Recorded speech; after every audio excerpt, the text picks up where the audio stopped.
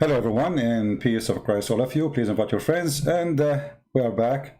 I apologize, I was away for a few days, but I have to be away to do some important work. I'm very tired actually from this trip, but because I miss you, I cannot resist to be here. Before we start, I saw a Mohammedan posting there saying, there's a girl, her name is Fifi, she posted that I have 107 lies. But she, Fifi, don't dare to call me to tell me one of them. I mean, can you imagine? Somebody discovered that Christian Prince, he have 100 and only 107 life. Why you stop there? Where is the response of a Christian Prince? My friend, every video I make is a response to all of Muhammadan. I don't respond to kids. Those are not men enough even to make a call. Your Mimi Hijab, he said he want to debate me, he ran away, the coward. He started playing for me videos, stop, hang up on him, call him names, and that's it. Even the videos he played, you know, it's a childless. None of you dare to debate me. And here we go. Who want to show me my lies? I am live. We say when I am live on air, who want to call me, who want to call me, who want to call me. After I hang up, you make a video? Anyway.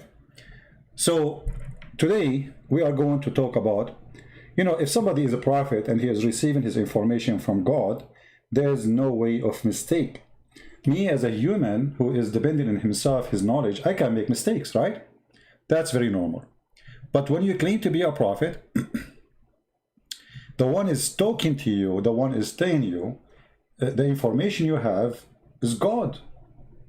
I mean, I cannot go back on time, but God, he is beyond the time. I mean, time does not exist for him.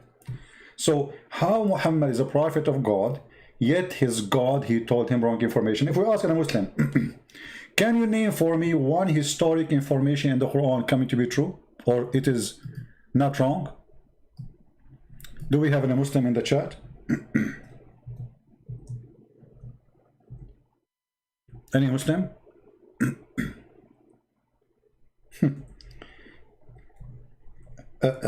Just count how many times I'm going to ask how any Muslim.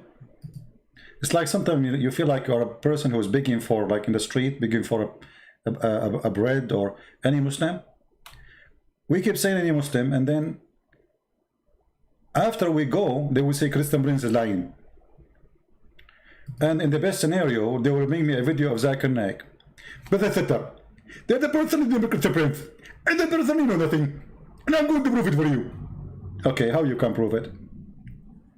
Who want to do that?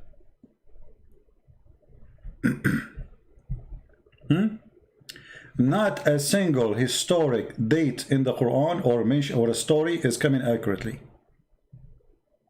The names are wrong. Yeshua became Isa. Who is Isa? We do not know. Isa, the one I know, is the son of Maryam, the sister of Aaron. So the foolish Muhammad, he thought that Isa, the son, or Isa, the son of Maryam, which is the nephew of Moses and Aaron, he is the same as Jesus. The father of Mary is who? Is Amran, which is the same name of the father of Moses, but he got it wrong too, because the father of Moses and Aaron is Amram, not Amran. So names are wrong, dates are wrong. As an example, the Quran speak about the Samaritan, but as this person who misled the people of Musa, he was exist in the time of Moses.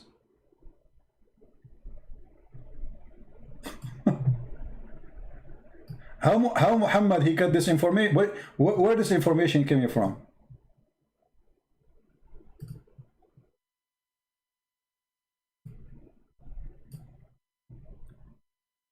So when we say Muhammad is obviously a fraud, I mean, we have all the reason to believe it's a fraud. And those who we are saying we are lying, okay, how come I'm lying? The Samaritan was in the time of Moses, and Moses spoke to him?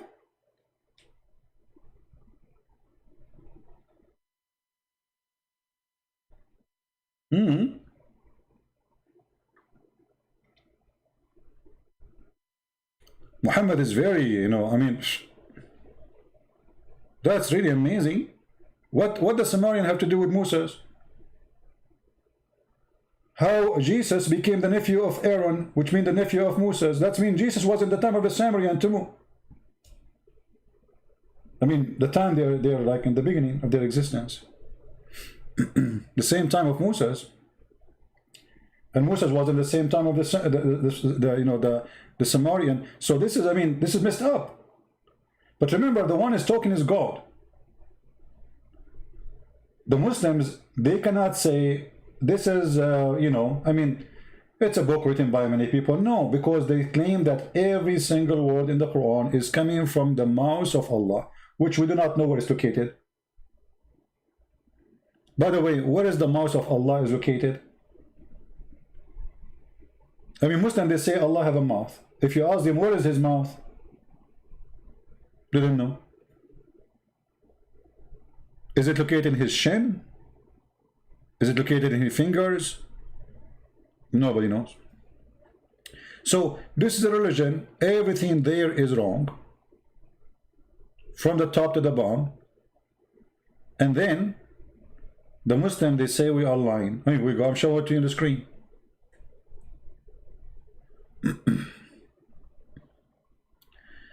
A church was hit by Azari with the ballistic rocket in Armenia. My friend, the Armenian people, they should learn. They should learn. You see, this is what happened when you depend on others people to protect you. They were waiting for Putin to protect them. Putin had business. Obviously, he's doing business. He did not. So don't blame what they do to you. Blame yourself. I mean, what do you expect from the Turkish to do to you? They will give you hugs? I mean, hello? Learn from Israel. The Israeli trust no one. They don't trust their friends. They trust themselves only.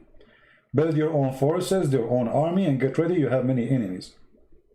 This is how you can keep peace. Peace only for those who have armies. Armies bring peace, not war. When you have no army, when you don't have enough forces, everybody will eat you. Anyway, we don't want to change our topic for today. Do we have any Muslims? And not only Israel is helping the Turkish Muslims in that war. You believe it? Georgia is helping the Turkish Muslims in that war, and Iran for sure will help because the Turkish Muslims there, they are Shia in Azerbaijan. So Iran is fighting. Armenia is fighting everybody alone. They thought the Russian would do something. Anyway, the Russian, they are watching. Anyway, do we have any Muhammadan here who would like to do anything? Who is a Muhammadan? Take it easy, my friend. Take it easy. No, you are not dependent on yourself. No, you are not. You are waiting for the Russian to do something. This is why they take you into surprise. You know, the Azerbaijani, they were practicing game war just 3 weeks ago before the attack. And you know that the Turkish, they sent a lot of weapons to them. And the Israeli, they sold them a lot of weapons. 2 months ago, there was a big article about it, big news. And the Armenian, they were just asleep. The same as the Greek people, you know. The Greek people, just 2 weeks before Erdogan sent his army to attack Greece, they were going to buy from the Turkish airplanes. You believe it? They buy it from their enemy. I mean, they say he left as a donkey, never come back as a horse. This is what happened when you have a donkey president or prime minister. Anyway, not our topic. Always depend on yourself. Be strong, nobody will attack you. They attack only the weak. As simple as that. As simple as that. Islam always based in cowardness. When you are strong, everybody give you a hug, like Trump. We love you, Trump. When Trump, he went to Saudi Arabia, they brought him 65 Muslim king and president. And he was lecturing them about life. Why? Because this is America. They don't respect you, they fear you. Did you learn? This religion practice fear game. They live in fear. Even their worship is worship of fear. Why a Muslim he worship Allah? For 2 reasons. fear and reward. The reward is about sex. The fear, Allah will insert in their anus a long chain and He will make them barbecue. Anyone remember where is that can be found in the Quran?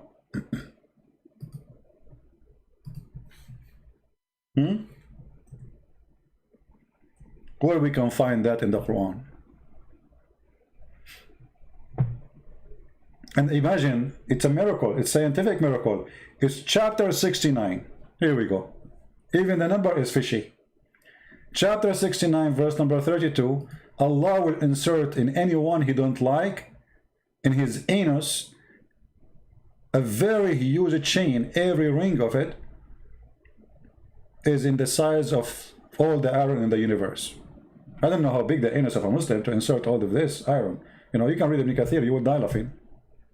The funny, they say this is a lie. If I say something, they say it's a lie, but it's not a lie that all the iron in the world that will go inside an anus. How big is the anus, man? Let me show you. Because the Muslim, they say, brother sister, Christian brother is lying. But Ibn Kathir is saying that it doesn't say that to be. I can show you in the script. It doesn't say that to be. You're lying. If we go now and see Ibn Kathir, chapter 69, verse number 32. All right. This is 69. Here we go, Ibn Kathir. And this is verse 25 to 38. Go. All right, here we go. Here it says, then fasten him in a chain wherefore the length of 70 cubit. Ka'b al-Ahbar said, every ring of it will be equal to the entire amount of iron found in the world. Don't you think this is so small?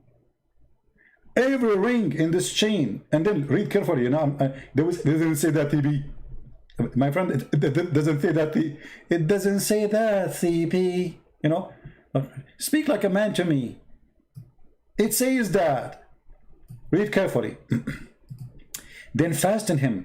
It will enter into his buttocks. Like what? Like even Allah punishment is sexual. Even the punishment of Allah is very, very sexual. What is this? In his buttocks? So hold on. I don't want to try my art now because this will be ugly. But imagine, just for the sake of education, guys, don't you miss me? Be honest, don't you miss me? Me myself, I don't miss myself, and I will show you why. Look at this. I mean, this is the guy who want to teach us about Islam. Look what he's doing in the screen. So this is the buttocks.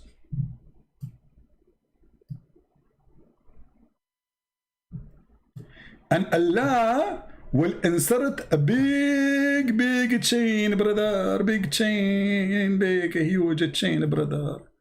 And the chain is very hot, made of fire and an iron fire. Chain, big chain, brother. But huge, like you can imagine the ring, how big the ring, like in the size of the earth. All of this will go in the buttocks.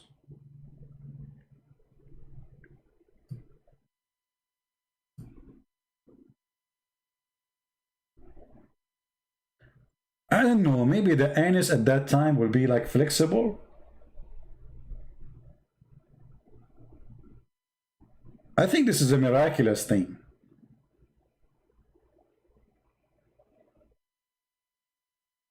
Any Muslim want to say so? And they will say I'm lying. I mean, it's in front of you.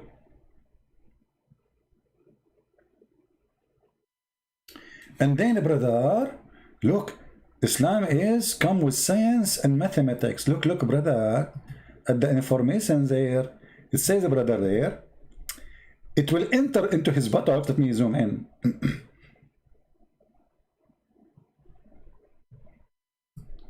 I bet you many of you were asleep the second you heard the word buttocks, like, what the heck? What this guy is talking about? Let me hang up this channel before my kids hear it. Well, listen. It will enter into his buttocks. Let me zoom in because people might say this doesn't say that. Where it says that? Where?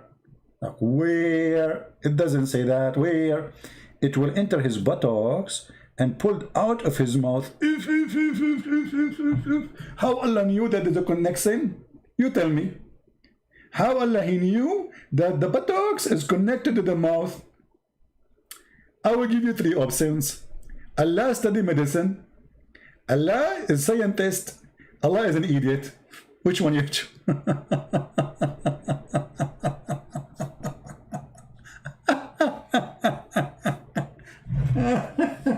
Unbelievable. Yeah, Allah is the best and forget about the rest. Now, then they will arranged on a chain, just like locust, sorry, are arranged in a stick. It's a barbecue time. Al-Awfi reported from Ibn Abbas, it will be run into his behind until brought out of his, okay, hold on. It will be run into his behind, which means his, anus, until it's brought into his nostrils.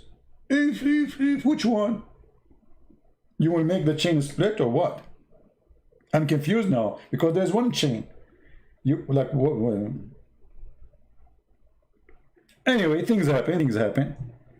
You know, this is Islam.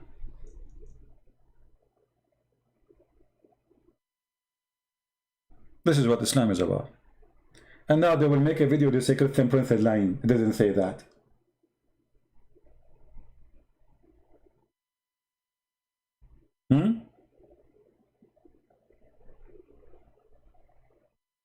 You want to kiss my head in the time of Corona? Thank you very much. Like, thank you very much, Toma. Toma is going to kiss my head in the time of Corona. Well, thank you very much. Hello. I appreciate that. Can you do it next century? Did you see the picture I posted in Patreon for when I was in the airplane? I mean, our science is a science of hypocrisy. They say you have to keep a distance, 6 foot, etc. The airplane, like every 2 seconds, keep the distance, please. Coronavirus 19, and then they put us in an airplane. It's full of people, and there's people like sardines on top of each other. I mean, keep a distance, keep a distance, keep a distance. You go inside the airplane, there's no space, and always, by the way, next seat next to me is empty. I don't know why, because I think because I'm an Arab. I love it, especially in the time of Corona. Anyway, we go back to what was our topic? I forgot. Since this chain, it's story, I forgot everything. What's my name? I mean, this is scary, man. Chain, anus. Why Allah forget the testicles? I mean, why he is focusing in the anus? Sound fishy. We have an Abdul in the chat, so what I would do with him, let him chat. He's an Abdul. Welcome, my friend Abdul. So we go back to our topic. Can we find one reference in the Quran is not false? Anything. I mean, we're talking about history. Actually, the Muslims, Islam is the most confused cult ever. You ask the Muslim, everyone give you different answers. As an example, if I ask this, the Muslims who are in the chat, Allah is coming from. Guys, listen to that answer. Any Muslim would like to tell us where is the name Allah coming from? If you search on the internet, you will find Muslim making articles. Everyone give you his own fantasy. Allah means the supreme name of God. I'm not asking you name. We knew it's his name, but where it's coming from? What it mean? What is the meaning of Allah? Any Muslim knows? Brother, we worship a God, his name Allah, but we do not know what the name means. Okay, forget about Allah. You see here it says the word Moses in front of me. Okay, what Moses mean? Brother, we don't know. Okay, Maryam, we don't know. Aaron, we do not know. Abraham, we do not know. Isa, we do not know. Adam, we do not know. So what do you know?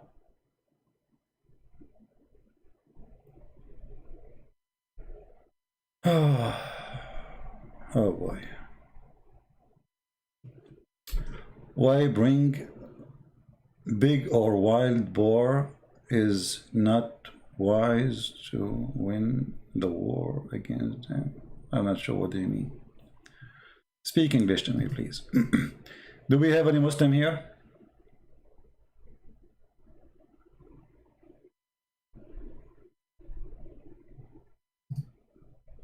Any Muslim can tell us why Islam know nothing?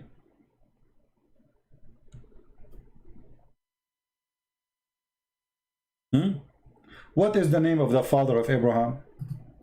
In the Quran, his name is Azar. Are you Thur? Who is Azar?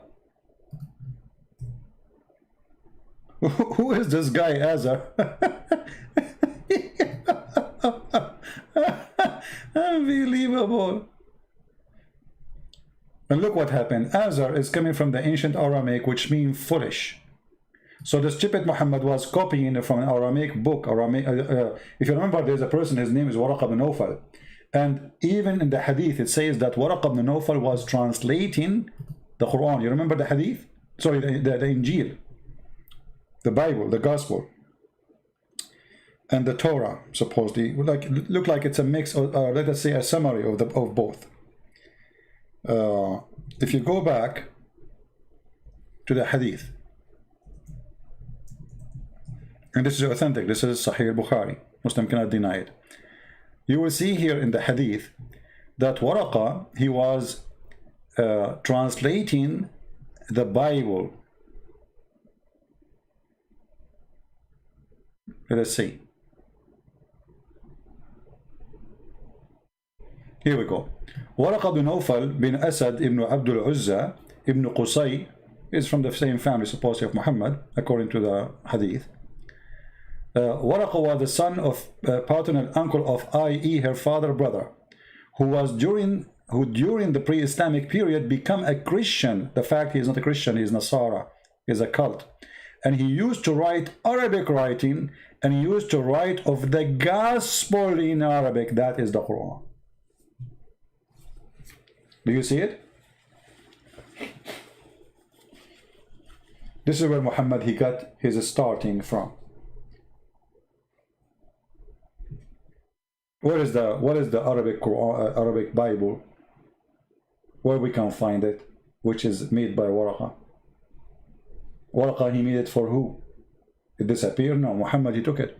And Muhammad was so attached to Waraqa to the point, I believe, this is my own opinion, Waraqa is the real father of Muhammad. If you remember, if you have my book, The Deception of Allah, you will find that the sister of Waraqa, she offered the father of Muhammad, according to Muslims, not according to me. It doesn't say that, CP. She offered him 100 camel to sleep with her.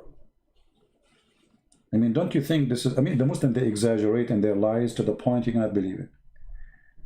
She may be, she offered him maybe a tail of a camel, maybe 2 kilo meat of camel, but 100 camel to sleep with her. Why?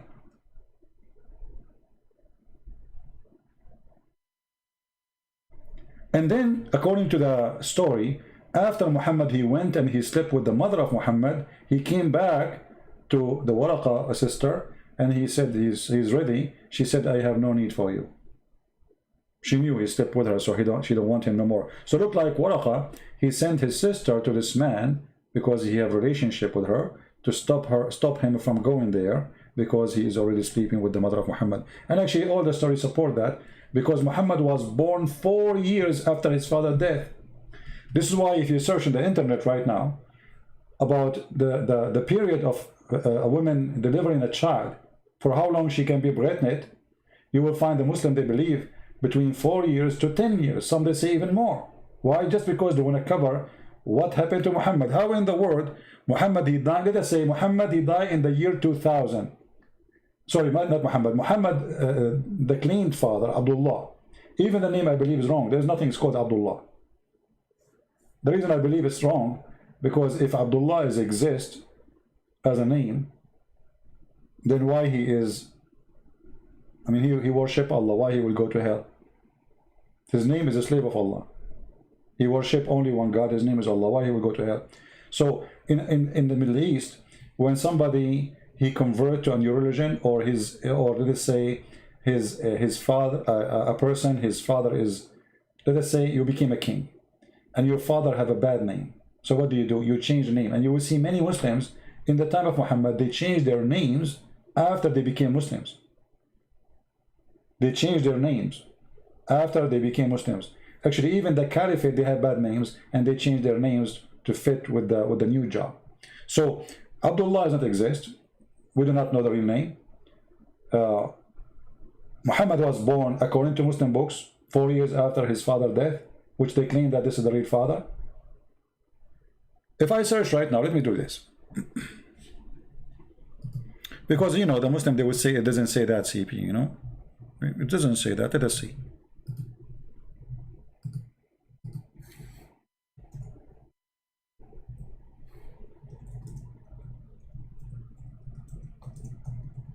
I'll try to find it in English, actually.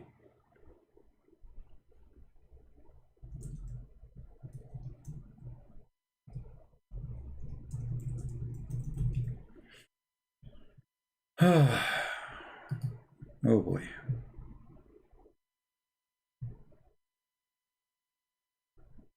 I can find it in English, but I want to find it. I mean, I can find it in Arabic, but I want to see if I can find it in English first.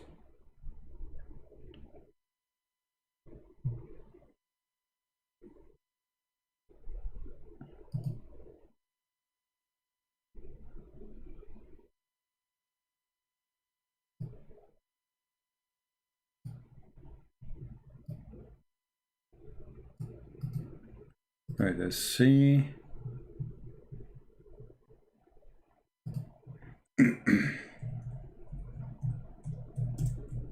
Because we find it in Arabic, I'm going to use Google translation. I prefer to find it in a good.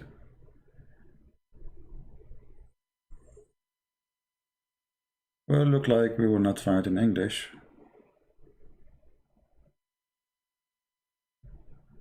Let us see.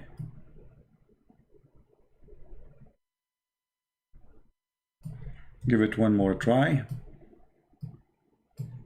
You know, by the way, like long time ago, I used to do this all the time.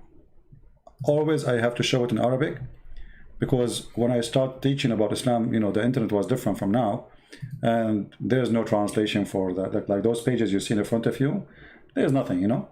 So it was really very hard.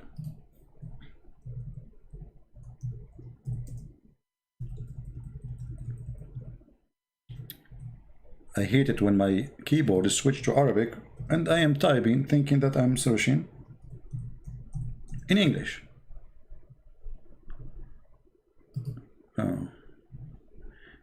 I find the minimum period, I want the maximum.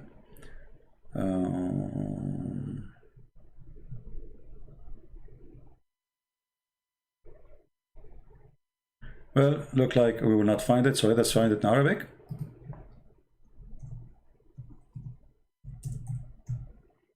I don't want to make you wait long. And then we will use Google translation. And here you see that Islam get everything wrong. Not only history is wrong, you know, everything is wrong. All right, here we go. This is a Muslim Islam Ka info. I will put the page for you on the screen in a second, and then I will convert the link actually, because the link have Arabic you know, words, so it's not going to be easy to post in Google, in YouTube. Let me shorten it. Link. So I will post it for you. So Muslim don't say, where you get this link from? This is not true. Shorten. Okay. All right, here we go. I will shorten it and post it for you. So all of you can do the same. I will do here if you want. You can just open the link and open it in Google browser, please, and then you can click on the page and translate into English or your language. I don't know what your language you speak. Like, you know, because I'm Arab, I speak all languages. Alhamdulillah, Alhamdulillah. You know, yeah, like Prophet Muhammad, he speak all languages except his own. Anyway, so look at this. أطول مدة تمكثها المرأة وهي حامل. The longest period time women she can stay in her pregnancy. So I'm going to click in front of you Google translation. This is not my translation, you know, I will use Google and let us see. So this is the title. This is the question about what is the maximum period duration for women to be, etc., according to Islam. The answer is here. So here is the question of a normal Muslim. Here is the answer of they call them ulama, you know, the sheikhs, the big sheikhs, the big potatoes. Okay, now you will see here.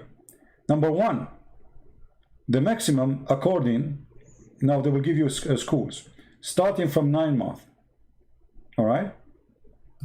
And here, number two, 1 year. And the one who said that in the view of Muhammad ibn Abdul Hakam, and etc. Then 2 years in a Tab doctrine. Okay? So they are giving you the reference and giving you who is the one who is saying that according to Islam. This is not according to a person, this is according to their understanding of the Sharia. 3 years according to, this is number 4, according to Ash-Shafi'i. This is 3 years actually, according to Layth ibn Sa'd. 4 years in the doctrine of Shafi'i. Shafi'i is one of the Islamic Sunni sect. There's 4 of them. So Shafi'i and Hanbali, they believe that the women, you know, can be carrying a baby for 4 years. Actually, there's a hadith about it. There is a guy, he complained that his wife, she was, you know, she's not giving delivery for 4 years, and then his son, you know, he gave a son, and his son have long hair, maybe a long beard, I don't know. And then here it says 5 years, which is according to the authority of Imam Malik. You know, Maliki is, you know, the Islamic, those are the highest scholars of Islam. They are the one who establishes schools. Then 6 years according to Az-Zuhri and Malik. Then you see the number is increasing now. We started with 9 months, 1 year, 2 years, 3 years, 4 years, 5 years, 6 years, and here 7 years, you know, and then here 7 years according to this is number 7, Rabi'a al-Ra'i, and this is according to Az-Zuhri and Malik too. And then he says, and then number 8, there's no limit, brother. No limit. I love it, this one with no limit, you know, like, okay, imagine you were married one day and you divorce your wife, and then after 30 years she call you, she say, honey, come to the hospital and pay for the bill for the baby I just gave birth to him. You say, what baby? I divorced you 30 years ago and I did not touch you since then. She say, honey, don't you know according to Allah I can be carrying a child forever? And now the Muslim, they will say to me, it doesn't say that, CP. It doesn't what? It doesn't say that, CP. It's a lie. It's a lie. He's lying to you. Well, this is your Islamic official website. This is your scholars. Islamic questions and answers. Those are the scholars. What we will do now? This is not a guy in YouTube. Those are your best. Forget about the rest. Huh? Do we have any Muslim want to say anything? And you know, like, imagine, that's a good thing, by the way. I mean, your mother, she did not deliver you until you are 30, and you go out and you are ready to join the army. Unbelievable. Free accommodation for 30 years. Eating, drinking, sleeping, doing nothing. You know, just watching TV because, you know, he can see through your mother, you know, from the belly button.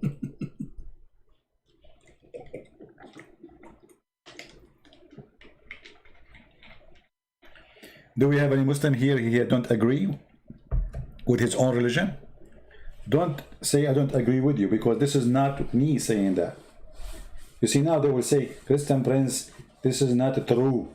I am not the one is saying that. As you see, this is the question number, you know, here in the top you see the question number, the fatwa number. Fatwa in Islam mean holy answer according to the teaching of the Prophet, the false prophet. All right. So what we would do now?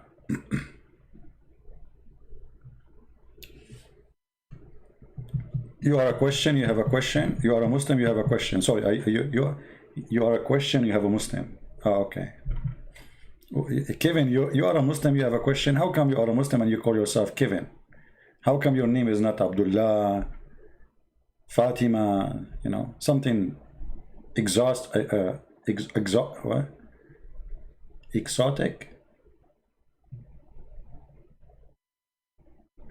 Is it true that Allah have a womb in the hadith? Well, you know, I mean, if I want to take it in a literal way, I can say that, but I prefer not to say it is literal. I take, you see, I don't take a side when I speak about Islam. So Allah, he have a womb.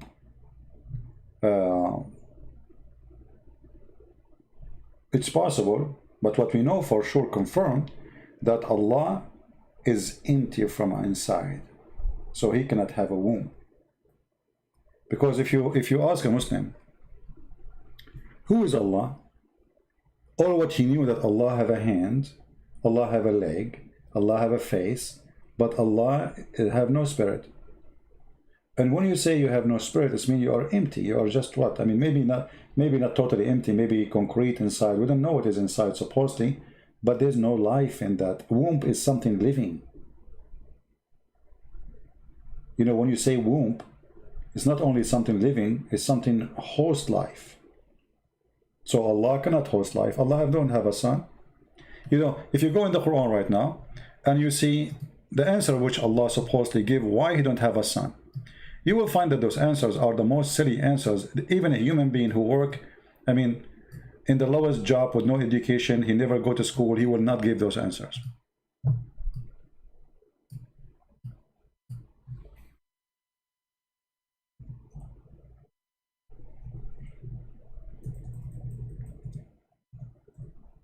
Even he use a low-class language to the point he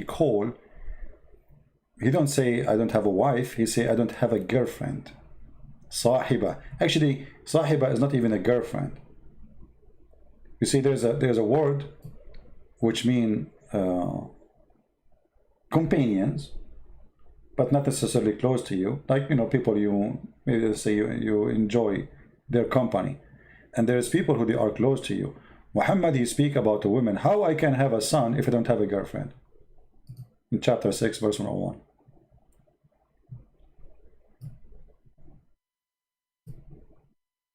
And here you notice that the answer is just so stupid, because how can I? Actually, he did not say how can I. He said how can he? And this is another stupid thing in the Quran. If the one is talking is Allah, how Allah he says how can he? Who is talking? You know what I mean? How Allah he say to Allah, how can he, if Allah is talking? Secondly, when he say how Allah can have a son if he never have a consort or companion, they hear the word companion. But look at this stupid answer. So how you convince your followers that Mary, she have a son, yet she never have a companion? Yet you cannot have a son unless you have a companion. Do you see how broken the logic is? This is a broken logic. You know, when we say God, right away, there's words will be attached to that word, like Almighty, correct?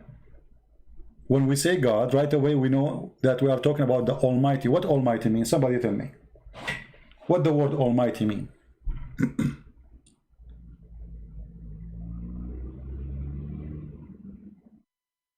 Anyone can tell me? What Almighty mean? Especially if you are a Muslim, please help us. What Almighty mean? Because if you are a person who believes in God and you do not know the definition of Almighty, that's mean you're a fool. So here the Quran saying to us, Allah cannot be the Almighty. You know what I mean? I know the hadith, true, I know the hadith. But you see, I don't want to give it my own interpretation. This is what the hadith says. And you can take it in a metaphorical way, you can take it in literally. But for me, I don't focus on things will not help me too much. Allah have a womb, Allah don't have a womb. Allah doesn't exist anyway. Because a Muslim can say to you this metaphorical. Right? And there is no other reference to prove to us that Allah have a womb. You know? So it can be metaphorical. But focus with me here. How Allah is the same God who made Mary have a child without a companion, yet he himself cannot have a son without companion. You know what I mean? Because here it says Allah questioning his ability. How can he? That is stupid. If you are Almighty, you can. There's nothing impossible for God. God do not need a companion to do anything. He do not. The God of Mary, he do not need any addition to make Mary have a son. All what he needs is his power. Isn't it God is the creator? Isn't it God is the originator? Isn't it God who do everything? So how come near God suddenly became in this ability? This is a question can be, or an answer can be given from a normal human being. Like you ask me, do you have a son? I said to you, are you an idiot? How am I going to have a son if I don't have a woman? Hello? But when Allah he says such an answer, that is silly, stupid, proving that Allah cannot be the Almighty God. And then look at this. How can he have a son if he don't have a girlfriend? And then he say he created all things.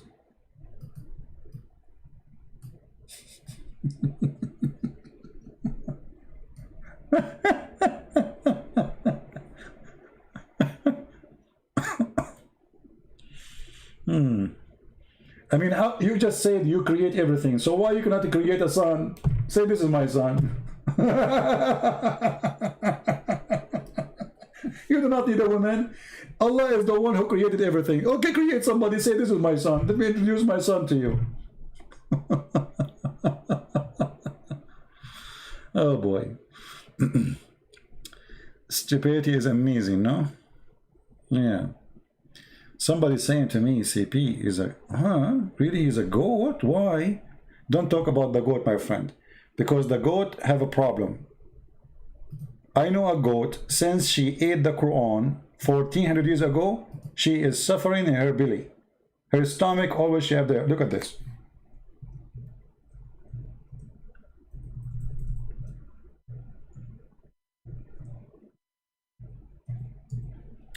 There's a video made by a girl, her name is Fifi, answering David Wood. And David Wood, he says the goat ate the Quran. Fifi answered, he said, no, we know the verses. Okay, I said to Fifi, can you recite for me the verses of 10 times breastfeeding for adult? No, we know the verses. Where are they? I want you to make a video reciting for me the 10 time the verse of stoning and breastfeeding. An adult 10 times was revealed. An adult 10-time breastfeeding revealed. Playboy magazine. 10-time breastfeeding subscription was revealed. And now what happened? The goat ate it. So, I mean, the goat ate the paper. Where's the Quran? The Muslim, they say, we memorize the Quran. Brother Fitter, Abu Tam can recite the Quran for you. You can't find the Christian, he recite the Bible. You idiot. All your Quran is not even in the size of the index of our first book in the Bible.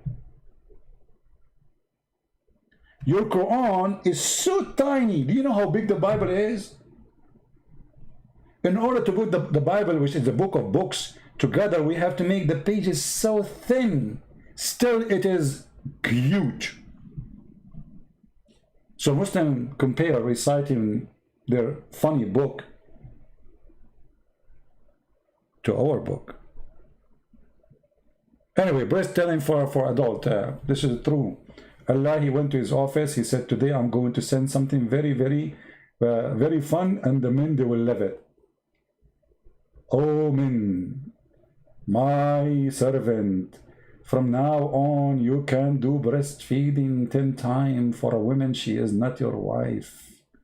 And you have to suck them 10 times until you are satisfied. Satisfied? Like what? Until like you cannot take it no more.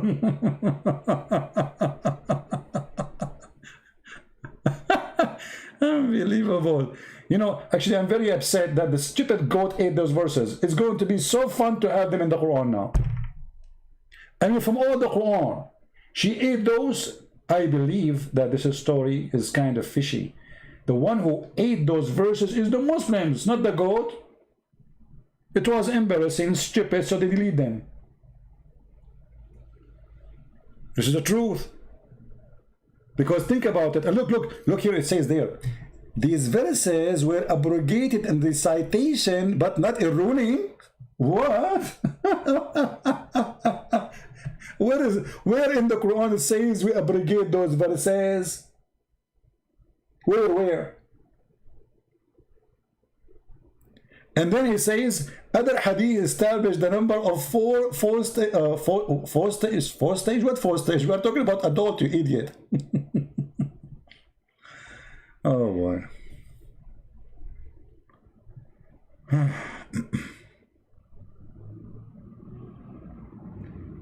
The goat ate your homework? Well, why you put your homework in the front of the goat? What's wrong with you? Don't you know goat, they eat anything? I mean, really goat, they can eat anything. They eat plastic, they eat anything. That's why, you know, if a goat, she live in a city, never drink milk of a goat, I'm telling you. Because they can feed them anything.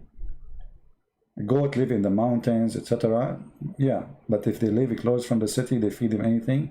Don't take their milk.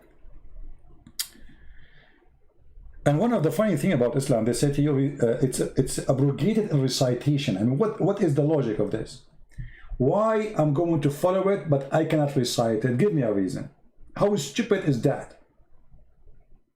And how we can follow Allah if we delete it from writing? I mean, so people can play with it.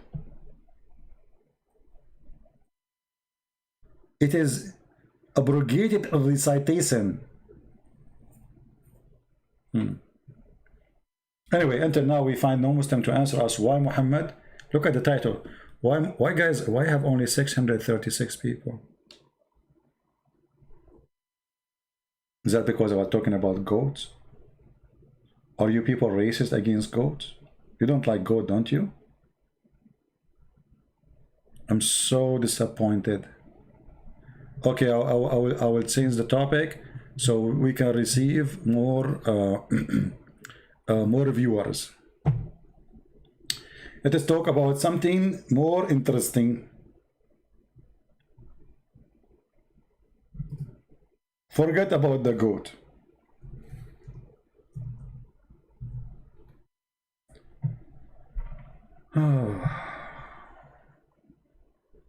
What I would do.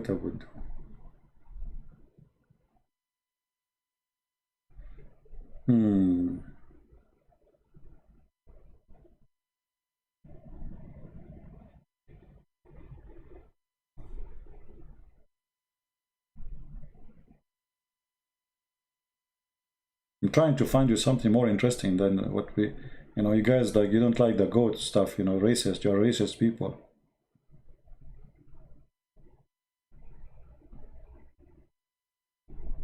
Oh, I found a story about Ya'fur, the donkey of the prophet. I mean, the donkey is of the prophet, he was a story by himself. You know, you hear about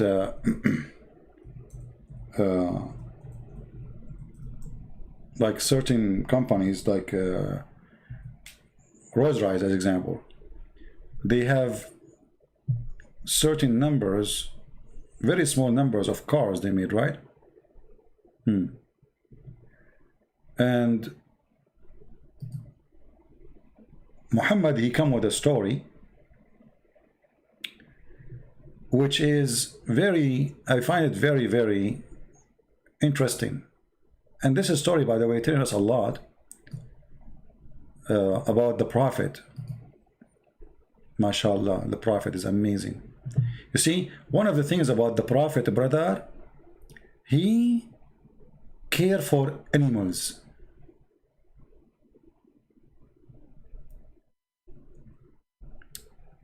I want to find you the book, the story from Ibn Kathir.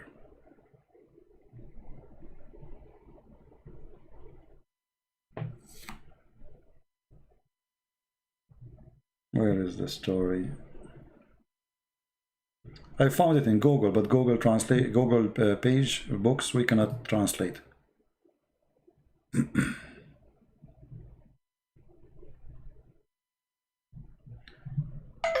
Let us see.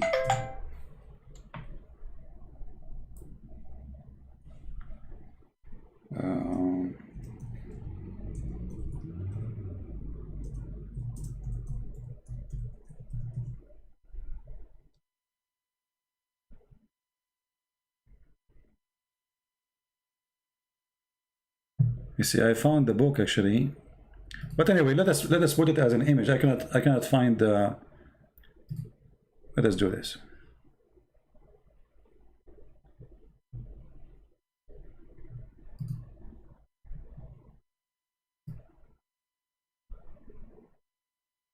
Oh, this is not Ibn Kathir. I wanna hold on. Let me find Ibn Kathir. I don't want this one.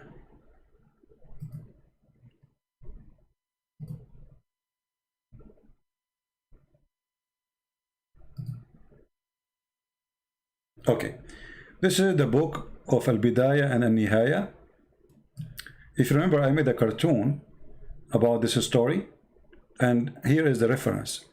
Here it says Hadithul Himar, the story of the donkey. Let us highlight so you can see with me what I'm talking. The story of the donkey. Here it says, we've been taught by etc etc etc when Allah he opened, which means he occupy land, you know, this the thief Muhammad at Khaybar.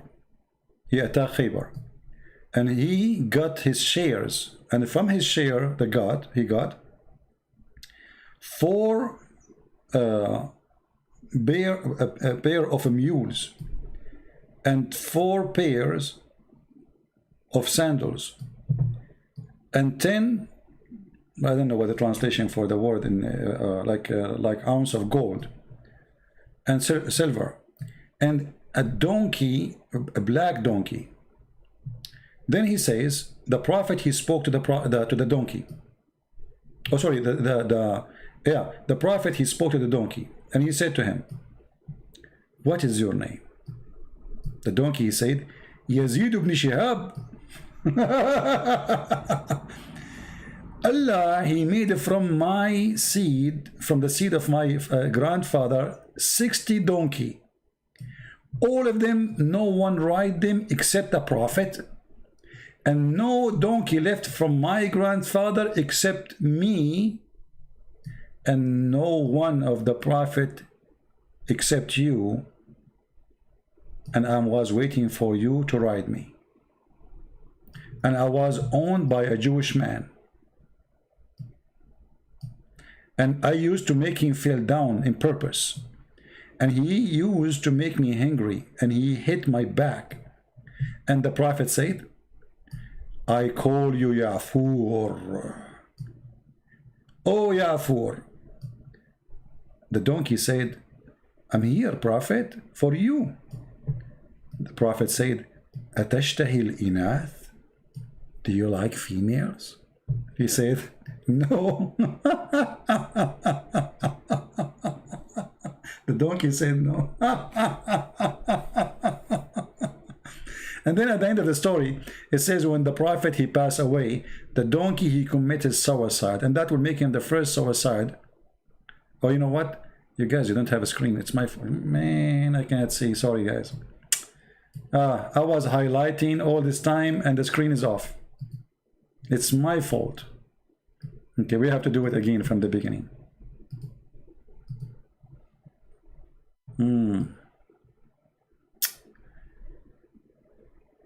It's okay, it's okay. We do it again. Always, all TV stations, they have a technical difficulty. All right. Now you see it. Now you have no excuse. No screen, no screen. I get it. No screen, no screen. Okay, I wasn't looking. All right. So anyway, the story is here. The reference is here. This is Ibn Kathir. And the Muslim, they will say, you know, it says it's denied by many of the scholars, but, you know, it's in your books. You know. So here the story where it says, when Allah, he opened for the Prophet at Khaybar, which means he occupied Khaybar and he raped the women and he killed the men, he got 4 pair of mules and 4 pair of shoes or sandals and 10 ounces of gold and silver and a black donkey, mukattal, how to translate that? I'm not sure. فكلم النبي الحمار فكلمه الحمار. So the Prophet, he spoke to the donkey and the donkey spoke to him. So he said to him, what's your name? مسمك? قال يزيد بن شهاب. My name is Yazid ibn Shihab. And Allah, he made it from the seed of my grandfather 60 donkeys. None of them ride them except a prophet. And no donkey left from the seed of my grandfather except me.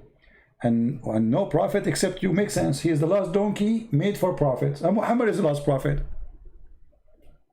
That's it. No, this is donkey for like the local transportation. Al-Burak is a limousine for long distance.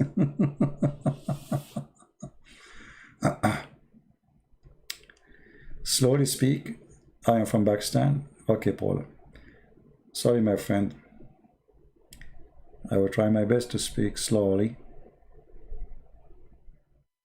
Any Muslim have any comment? We go back to that title. Why Muhammad know nothing about Abraham? Okay, let us ask here a simple question. Any Muslim here can tell us something Muhammad, he said, it come to be right? Names are right. Do you remember the guy, his name is Adnan? Adnan, what's his name? Adnan, the speaker corner, the potato? He made a video which is very laughable. And I saw a video of Sam Shamoun and David Wood trying to refute him. But you see, most of the Christians, when they refute, they don't know really, I mean, they go around the issue because when you do not know Arabic, that will make it so difficult for you.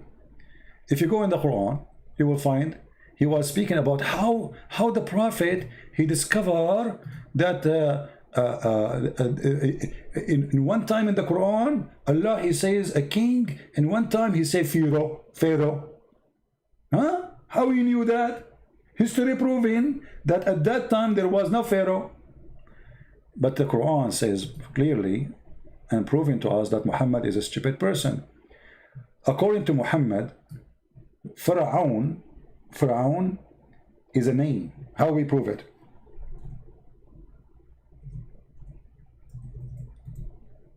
It's not a title.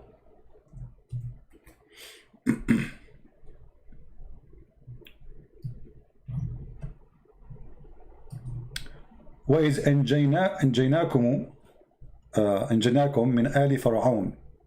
آل Pharaoh, the word Al mean Like you say, in Arabic we say Al Saud. How many of you heard the word Al Saud? All Arab, they knew it, right? Al Saud. Al Saud is a supposedly royal family now in Saudi Arabia. So Al mean what? Mean family. So that name is Pharaoh. So the stupid Muhammad, he thought this is his name. And then you will see that this is to continue. Here he called Ali Pharaoh. Let us go to this verse first, chapter number 2, verse number 49.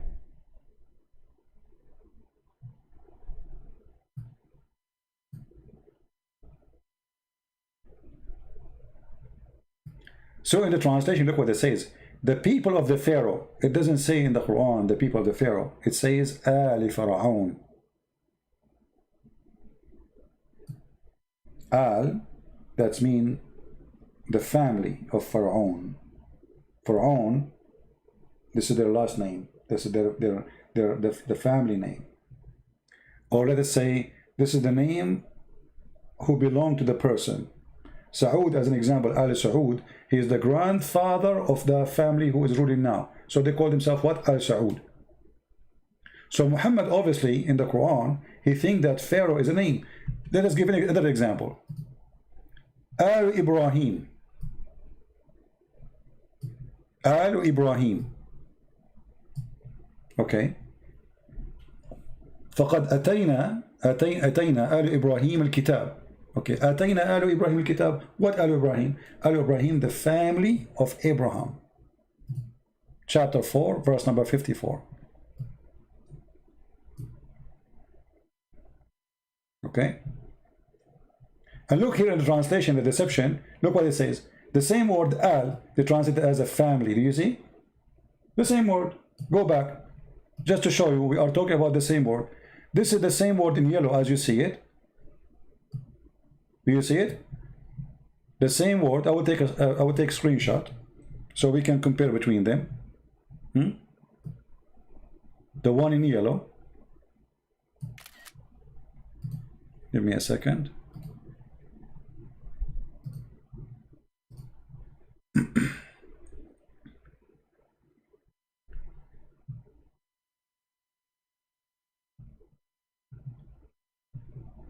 This is why always you cannot trust Islamic translation. Why the same word translated here as a family, and when before Pharaoh translated as people of Pharaoh? So let us do this. Let me put the screen back for you. I open the screenshot. Okay. So now here there's Al Ibrahim, and here there's Al Pharaoh. How we can do that? Let me zoom it out. Okay, that will make it work. So look with me. Isn't it the same exact word?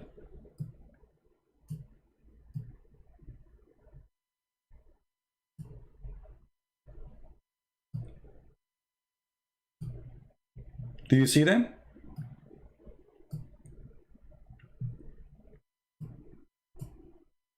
I'm trying just to make it. All right.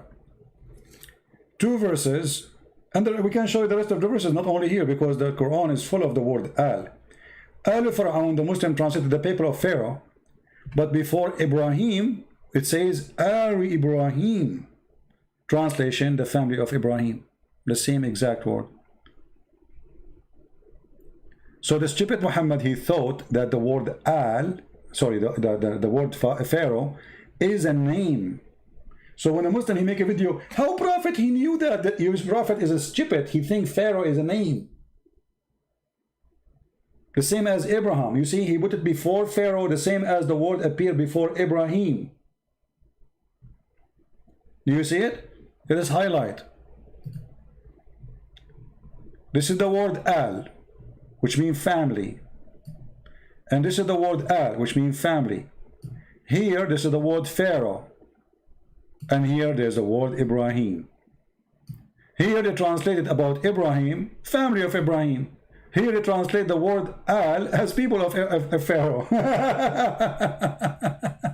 And not only that, we can go to other examples, you know. As an example here, Uh, what about Musa as an example? Hold on.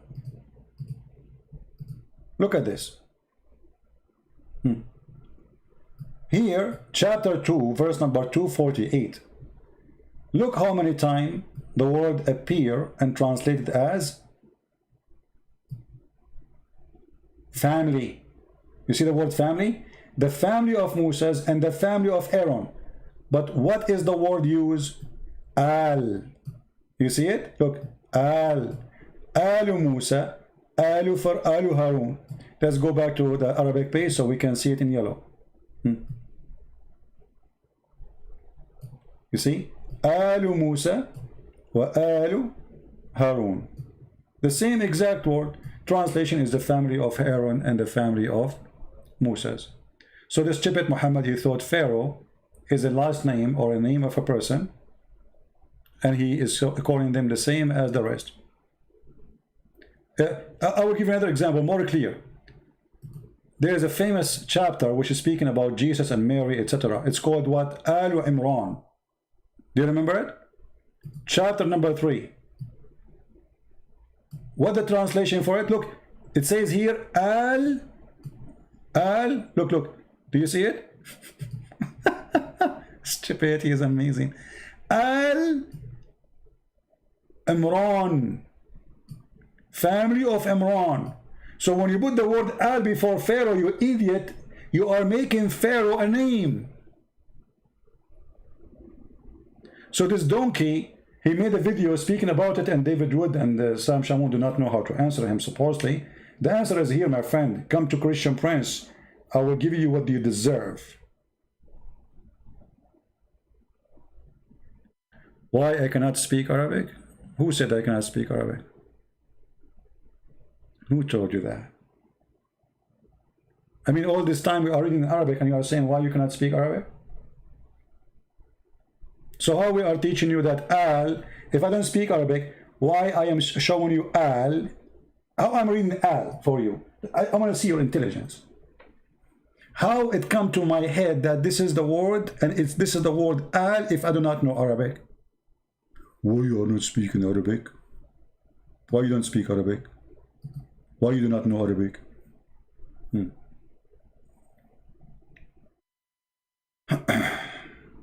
Any Muhammadan, you want to say anything? So Muhammad, he have Pharaoh wrong. He think he's the name. He do not know who is Isaac. Okay, if we ask the Muslim now, you cannot even count properly in English. No, I cannot. Do your prophet know? I mean, just to show you how Muslims, they say statement which is embarrassing for their prophet. Your prophet, my friend, do not know even how to write his name according to you Muslims. So you are saying to the people here, if somebody do not speak good English, you should not listen to him. That's mean you are a donkey because you are listening to me. Number 2, you are stupid. If I am not worth of listening and you can understand what I'm saying, so how you are having a conversation with me? Number 3, you are a hypocrite. You follow a prophet who do not know how to write his name or to read his name. And yet you follow him and you believe whatever he's saying.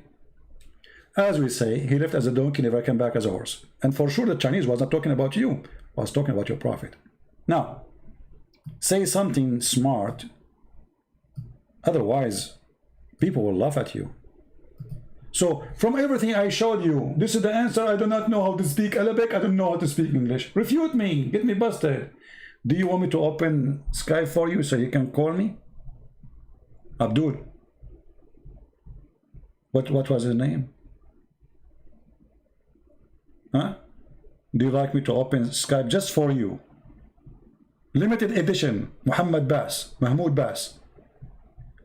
Limited edition, Skype for you, just for you, brother. Do you dare to call me? How illiterate man can make a miracle book? You idiot. A second ago you called me illiterate, and now you are saying okay, okay, hold on. How this book is a miracle? I just showed you that Muhammad, he think that Pharaoh is a name. This is miracle of stupidity. Mahmoud, I am willing to take a call just from you in Skype. What do you think? And I challenge you to show me one miracle in the Quran, because you are saying this is a miraculous book. I say this is a joke, there's no miracle there, and I will speak to you in a nice way. I will forget about the insult you gave me. No problem, you can insult me. What do you think, guys? Do you think Mahmoud is willing to call me?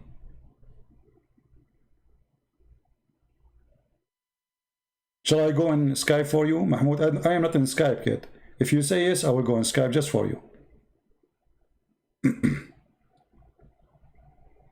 I'm not going to ask you a question. You tell me how show me the miracle Quran. How that work? What do you think? Can you do that? I see a book written by an idiot. You see a book is a miracle. That's mean either me or you, the idiot. And let people, you know, judge. What do you think? Are you willing to call me? If you just say yes, I will log right now to my Skype, just for you, my friend. Just for you. I will not accept any call from anyone except you. What happened to you? Did you take a nap?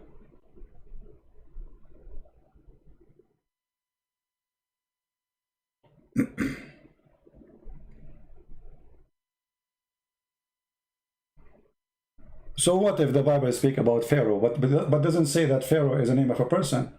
Pharaoh is a title. So what? Here, Pharaoh became a family name. That is stupid.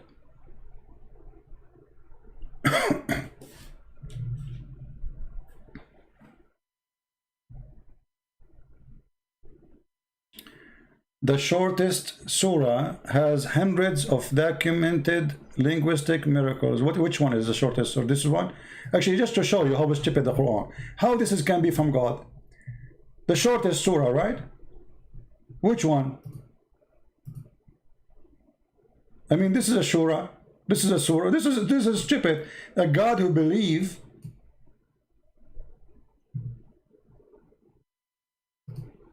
in voodoo.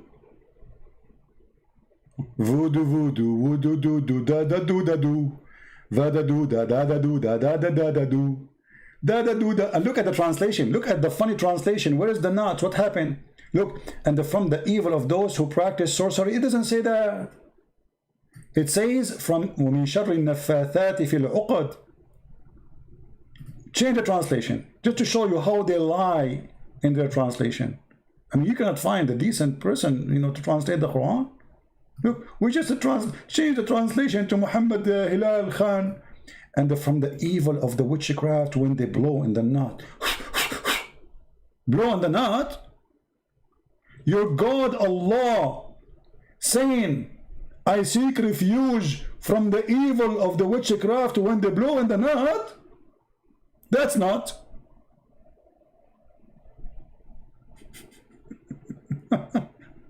This is a miracle, brother. It's a miracle. And by the way, this verse here says, and look at the translation, and from the evil of the darkened night as it's come, its darkness, between two bracket, or the moon as set or goes away. What a stupid translation. وَمِن شَرِّ غَاسِقٍ إِذَا وَقَبْ. This is about the penis. Excuse my language. From the evil of the penis when it stand up. Do you want me to show you that this is the truth? Hold on. Give me a second, give me a second. Search in Google, Dangambara, Rura, Rura. Let me add in the search 2 words, hold on. Give me a second.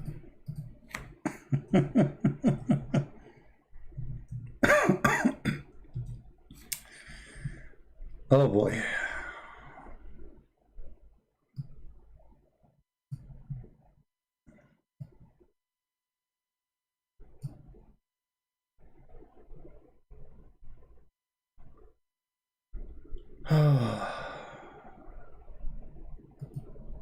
What we will do now, what we will do. Amazing miracle in the Quran. Amazing, brother, amazing. Look at this, the Quran. Allah speaking about the penis.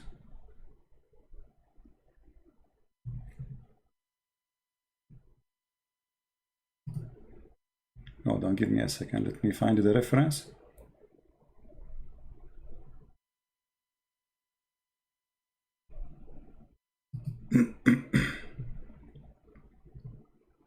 Because you know them, they will say it's not true, you know? You know them. You have to show the reference.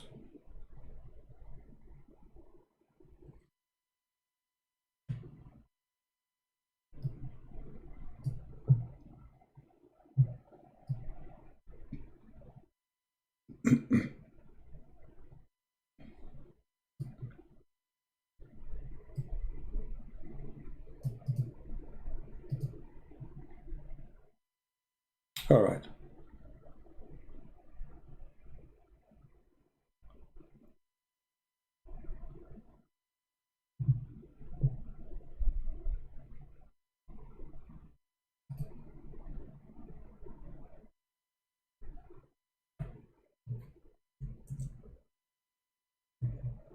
We will be there in a second. We are trying to find the interpretation, official interpretation, Islamic website for their scholars.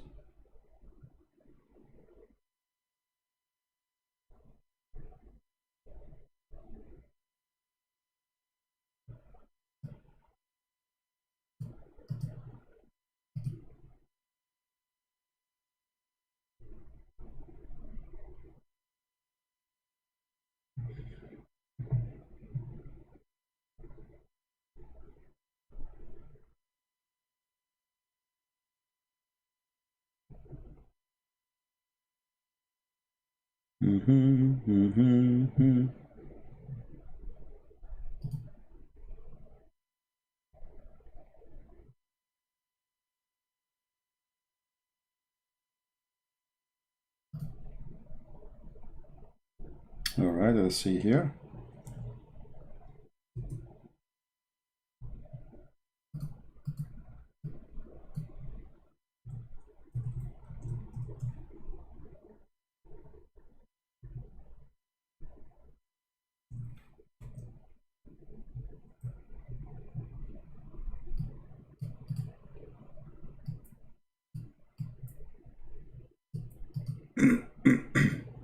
Who is a Muslim is willing to call me and I will put it for you and you read it for us? Anyone?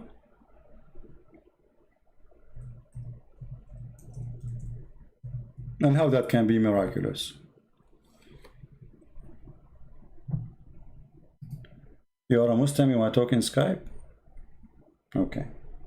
Let me open Skype. Just, you know, give a chance for somebody. Let us see.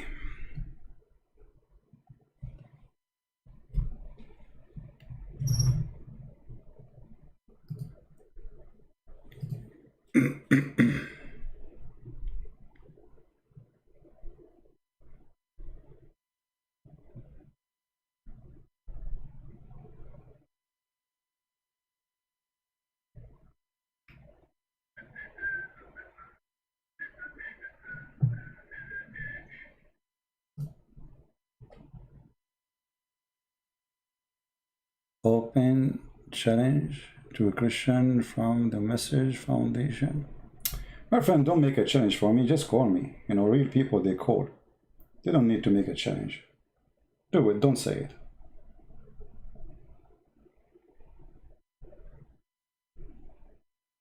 This is potato talk. You know potato talk? If somebody wanna debate somebody, he call. Hey, challenge, challenge. Here we go. Here we go, we'll open Skype.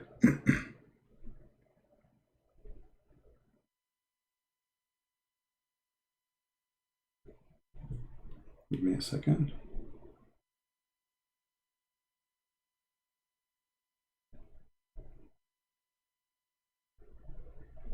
And what is that message Fando saying? That's not a person?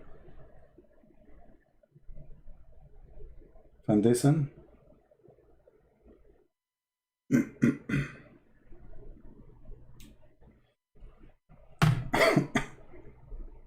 All right.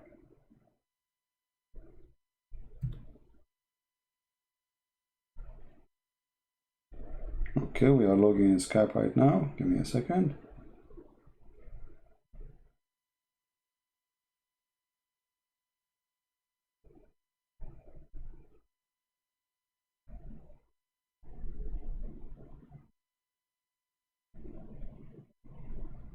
Let's see if your foundation dare to call me.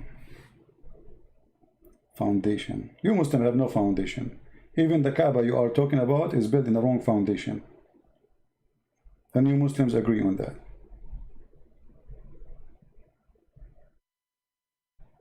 All right, we are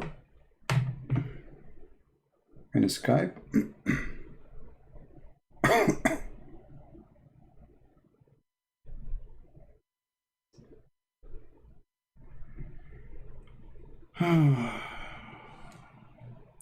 Somebody saying, why Christian in the church blow in nuts and get drunk behind the curtain with big cross around their neck? That's a lie.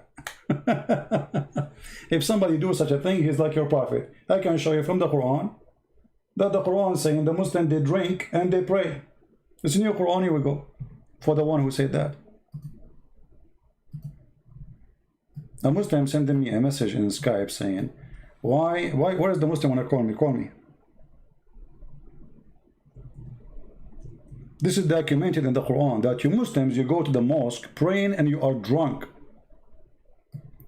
And when the people, they start making fun of Muhammad and his religion and his followers, so Muhammad, he made a verse saying, oh please Muhammadan, don't approach the prayer, salat, when you are drunken. Do you see it? It is you Muslims who used to pray behind the Prophet, and this Prophet is a drunk and his followers are drunk.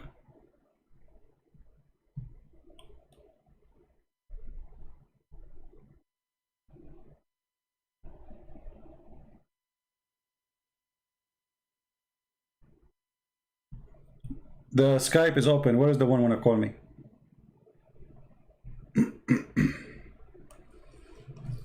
Where is the one he said he want to call? The settings. Where is the settings are? No screen? No problem. Here we go. Do you see it? This is it, chapter 4, verse number 43. You Muslims go to the mosque of Allah, the house of Allah, the house of Abraham according to Islam, and yet you are drunken. Now where is the Muslim want to call me? My Skype is on. Where is the guy who said I have a settings for me? Guy, the screen is on. That's it. Take your time. It's okay. It's okay. I will make a song. It's called No Screen. Where is the one want to call me? Skype is open. Are you willing to debate someone in Arabic? Sure, I can debate in Arabic, no problem, but we have to translate. Because as you see, the audience are people who don't speak Arabic. Maybe few like speak Arabic. But I have no problem. If you have a big shaky, you know, I would love to. Well, we will debate in Arabic, who cares?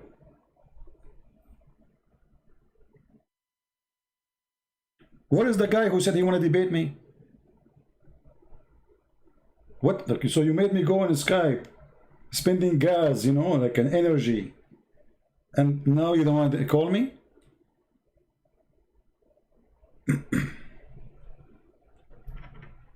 What is the foundation?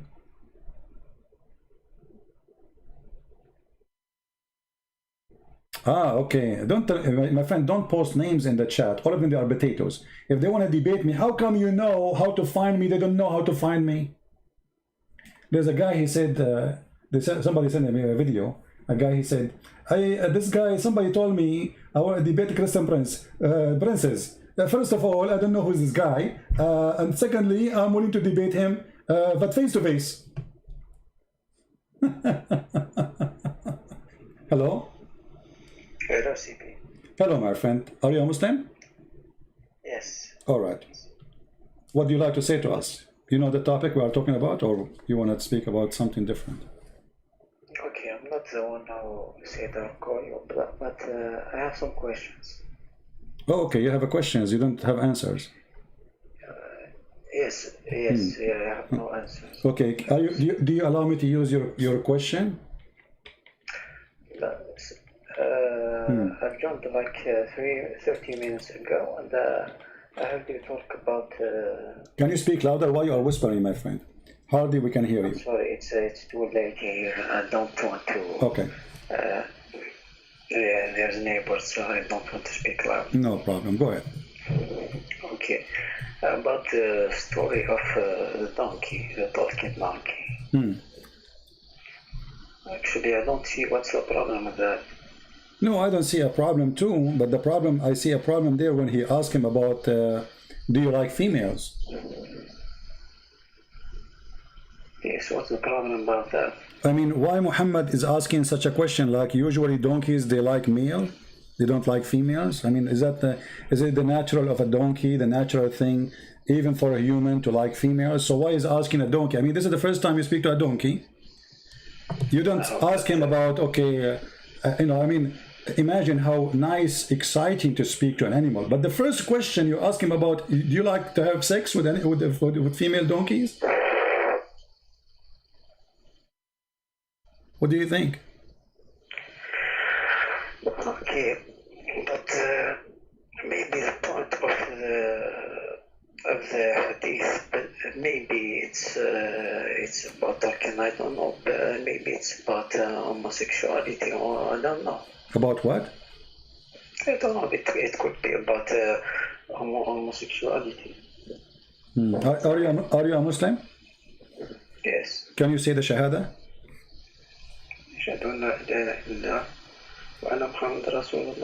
Okay, so you speak Arabic, right? I speak Arabic and I understand. That's wonderful. Okay, so Muhammad is trying to find out if the donkey which is created by Allah for a prophet, what he like, and now we discover that he is a gay, correct? No. This is what you're just saying to me, homosexuality. It's you who mentioned the word, not me. Of course, but before I said it, I said it could be. Okay, no problem. It's you who said could be, not me. So remember, I'm using your words. It could be, but remember, yes. The donkey. He said that Allah He created 60 donkey like him, and he is a special made by Allah for a prophet. So Allah He created donkeys who they are gays. No. It's you who said that, my friend. It's you who said it could be about homosexuality. So now you said that you don't want to use it no more. So why you mentioned the word homosexuality if you don't want me to use it? No, don't twist words. I said it could be. Exactly, it could be. So, but it confirmed he is because he said no. No, you can't say it could be. And after that, my friend, the donkey, he said, when your prophet, he asked him, do you like females? The donkey, he said what? He said no. Correct? Sorry, I just mute you because. To what? Okay. I just mute YouTube because okay. I hear it up. All right. I forget about the first one. Anything else you wanna add to what we are saying? To what you heard? About the Pharaoh thing. Yeah. Okay. The Pharaoh thing. Okay. What about it? Yes. You said that Muhammad believes that there is only one Pharaoh. Yeah. No, not only. I didn't say he believed there's only one Pharaoh. I said he believed it's a name. Yes. As long you speak Arabic, what the word al mean? Al. When I say Alu Saud, what does that mean? It could be.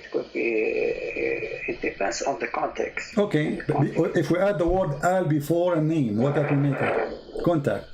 Give me an example where the al appear before anything except a name. Can you give me an example? No, you cannot. So al always appear before a name, singular name of a person. Alu Ibrahim, Alu Musa, Alu Harun. Read for me chapter 2, verse number 248. As long as you speak Arabic, I want to take advantage of your Arabic reading. Here we go. وَقَالَ لَهُمْ نَبِيُّهُمْ, etc. And here it says, آل موسى وآل هارون right? I don't see it. I don't Okay, see you it. can open your Quran in your hand, I mean, chapter 2, verse number 248. You can open it your phone, I don't know what you're using. So, Alu Musa's or Alu Harun. Okay. Okay, so what Alu Musa's mean? Family of Musa's, correct? Musa's is a name. The word Al, so we use the word Al before a singular name. Musa's is a person, his name is Moshe. Aaron is his brother. Alu Musa's wa Alu Harun. Same for Ibrahim. Wa Alu Ibrahim. So you will find all the Quran saying the same. Alu Ibrahim, Alu Musa, Alu etc. Alu Yaqub. Here we go. Ali Yaqub. Do you see Ali Yaqub in chapter 12, verse number 6? The family of Jacob. So Jacob is. So what we learn that the word Al is mentioned before a singular name.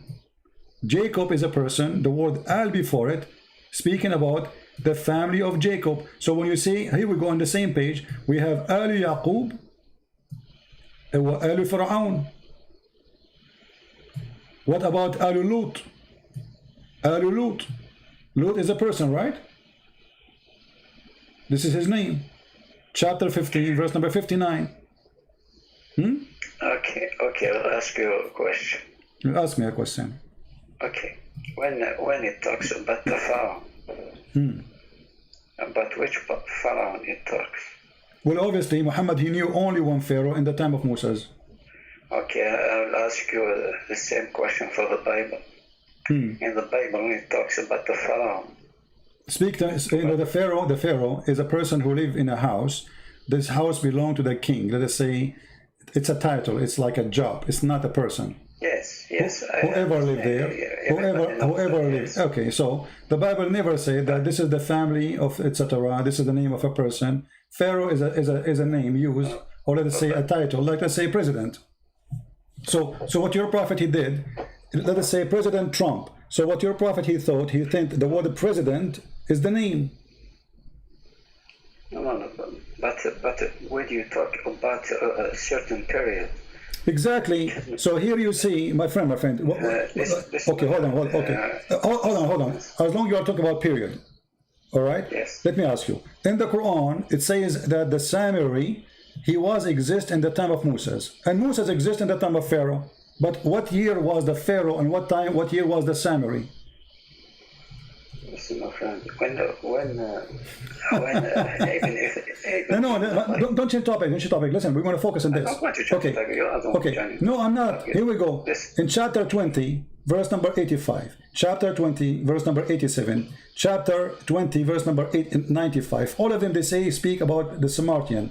Okay, the Samaritan, he was exist in the time of who? In the time of Moses, according to the Quran. Is that accurate? And that make him exist in the time of the Pharaoh. What translation you like to put for you, I will put for you. You speak Arabic anyway. So how in the world the Samiri and the Pharaoh and Moses all exist in one time? Do you know?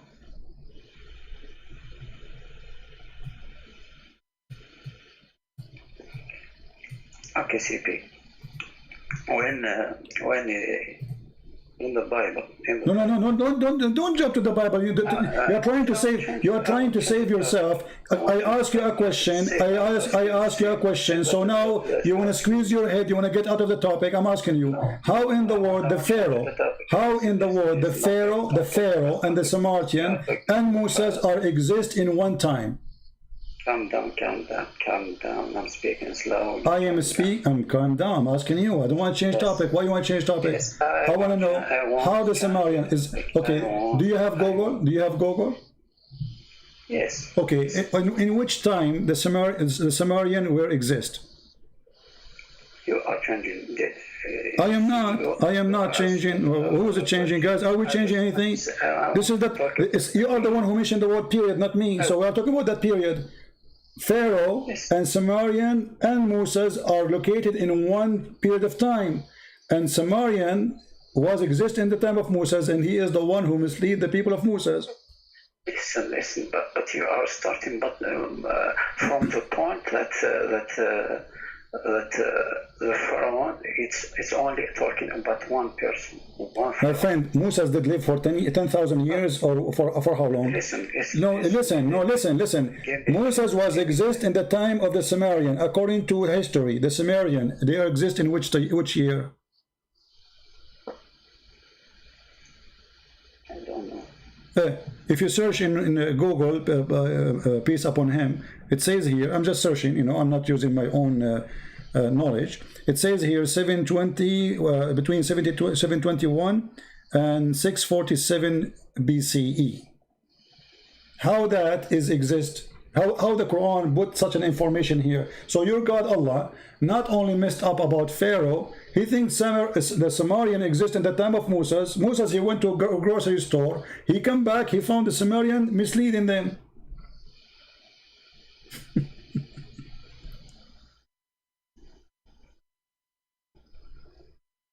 How Allah is God, but he do not know history? I mean, if the one who knew history, the one who is ignorant about history is God, that means Google is better than Allah, because Google is giving you correct answer. Here we go, little search, it shows you numbers, exact numbers.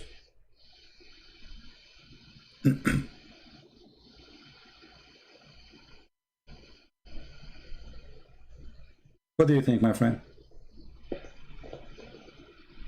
Actually, I'm looking on Google. Okay. Sure. All right.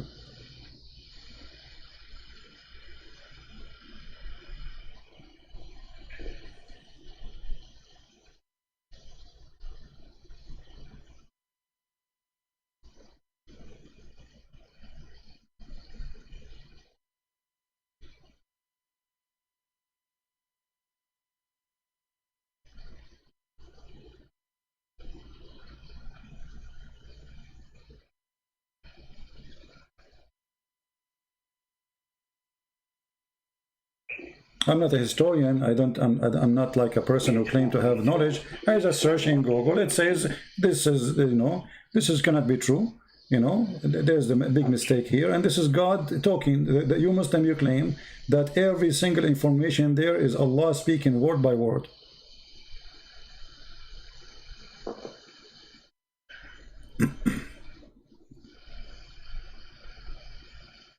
Actually, me too. I don't have a lot of knowledge in history, so I'm looking at the same time. I'm not hearing you clear. You are like, we can, if you speak a little bit more clear. Don't make it louder. We hear you, but it's not like, make the word clear, please. So what you are saying? Okay. I just say that me too. I don't have a lot of knowledge in history. So okay, forget about history. Okay, forget about history. There is a person in the chat. He said Quran, not a prophet, yet he is illiterate. He brought a miraculous book full of miracles. Is that true that the Quran is full of miracles? Miracles. We are talking about scientific miracles. I don't know anything. I don't know. Is it true that Muslims, they claim Quran is full of miracles, or it's a lie? Actually, I don't believe that about the scientific miracles that a lot of Muslims. So you believe they are lying when they fabricate those things? Okay, let me ask you. Okay, do Allah knew how the baby is made? Of course, he made it. Okay, so how you explain to me the Quran saying that the baby is coming from the backbone of the man, the sperm is coming from the backbone of the man? Is that true? How it is said in Arabic? Huh? How's what? How it is said in Arabic? In Arabic, as an example, chapter 4, verse 23, it says, أبناءكم الذين من أصلابكم. أصلابكم is the backbone. Chapter 86, verse number 7, it says, يخرج من بين الصلب والترائب. الترائب is the bones, the chest bones of the women. The sulb is the backbone of the man. So how does God, he think, that there's a sperm coming from the man, coming from the backbone, and the woman, she have a sperm coming from the breastbones? Where it is said about the woman? Chapter 86, verse number 7, and this is your Islamic translation. يخرج من بين الصلب والترائب. والترائب. How that can be accurate? This is God talking. I mean, if a Christian prince, he's an Arab guy, he is saying things in YouTube, maybe this guy is wrong, he is ignorant, he don't know much, maybe, okay. But this is God. God, he is speaking about gushing forth a fluid, sexual fluid. And this sexual fluid coming from the backbone of the man and the breast. Huh? Don't move the screen. I'm not moving the screen, no problem. I'm not moving it. Okay.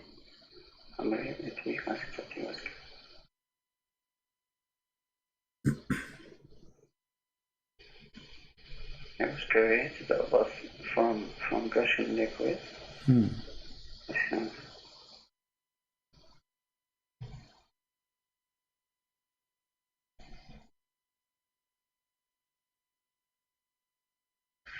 But when he says no. What? Actually, for a moment I thought that it was talking about Adam and Eve. My friend, you speak Arabic. At-tara'ib, you can go to the dictionary.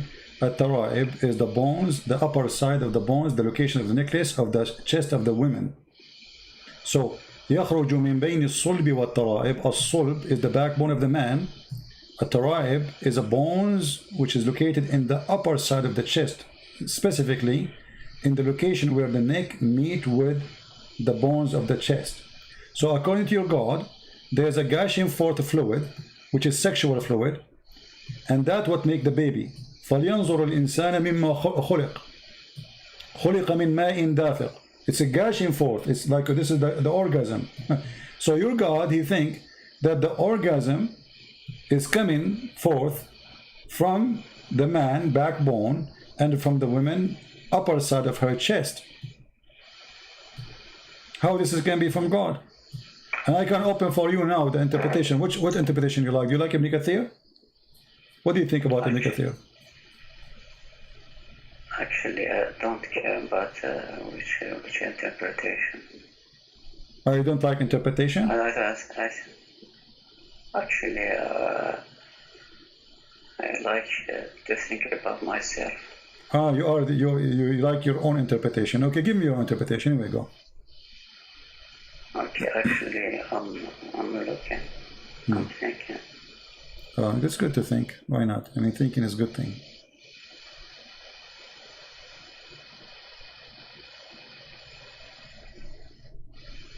You know, in the other day, I fell down in my backbone. Since then, I don't have gushing fluid no more. The doctor, he told me we need to repair your backbone. You know? That's why you have to put insurance for your backbone these days.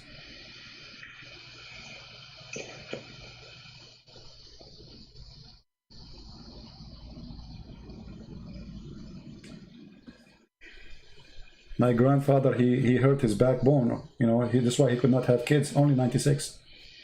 But, I mean, backbone is very important. That's where babies are made, you know, it's science. No, of course not. What is it not? This is Quran. We have to show respect, my friend. This is true. We cannot deny this. Okay. Allah is talking, my friend, this is, you know, you cannot say that that's not true. This is science. That's amazing. The doctors didn't agree, absolutely, but because they are stupid. This is the truth here. Yes, but it has to accord with the reality. What do you think about the women? She have a sperm coming from her chest, man. Women are scary, aren't they? I mean, I never thought women, they have testicles in their chest. Thank God I'm not married, man. I'm scared. You marry a woman, you go to the bedroom, she take off her, you know, like, oops, like what? Oh boy.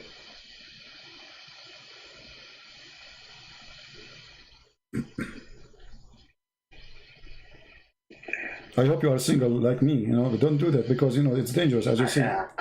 Oh yeah? Okay, you are. Okay, that's good for you. Don't do it. As you see, you see those, the women, they have like, you know, they look something in the chest. This is not their breast. This is testicles, as you see. The Quran says women, they have a breast testicles. True story.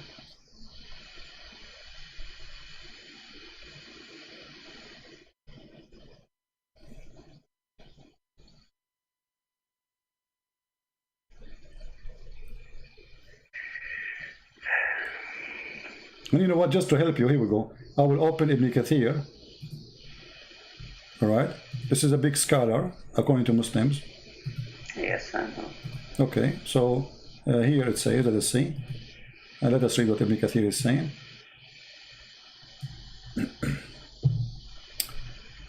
All right, here it says,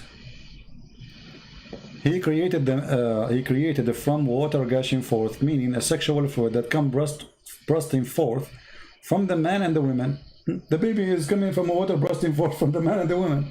This is what the Quran is saying. Thus the child produced from both of them by the permission of Allah. And then he says, proceeding from between the backbone and the ribs, meaning the backbone of the man and the ribs of the woman, which is referring to her chest. That is science. That's so good to be true. That comes from the man. Yeah, and then he says here, proceeding from between the backbone and the ribs, the backbone of the man and the ribs of the woman, it is the fluid, yellow and fine in texture. This is about the woman, and the child will not born except from both of them, i.e., the sexual fluid. That is science. If both of them, I did not hear it. Yeah. And by the way, here this is a statement. Ibn Kathir is copying your prophet. It's your prophet, he says about this, that the fluid of the women is yellow and thin in texture, and the baby will not be born without it, and without the sperm of the man, or the gushing forth sexual fluid of the man. So what do you think, my friend? If this is God, I mean, what kind of God do you say such a thing?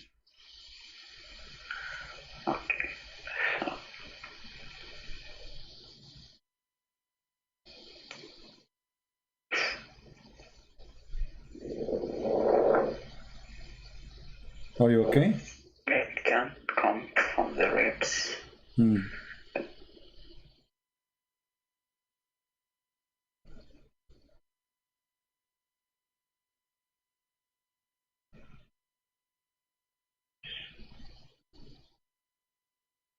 Look, before just to tell you, because we showed this information in the screen, a lot of people converted to Islam right now as we speak. I mean, by hundreds. Unbelievable. This is amazing. We just discovered that women have a sperm coming from their ribs, and men have a sperm coming from the backbone. And the baby will not be made unless we have both sexual fluid. That must be God. You know, that must be God. There's no one will know this unless he is God. His name is Allah. Other gods don't know that. You know, this is Allah only knows this.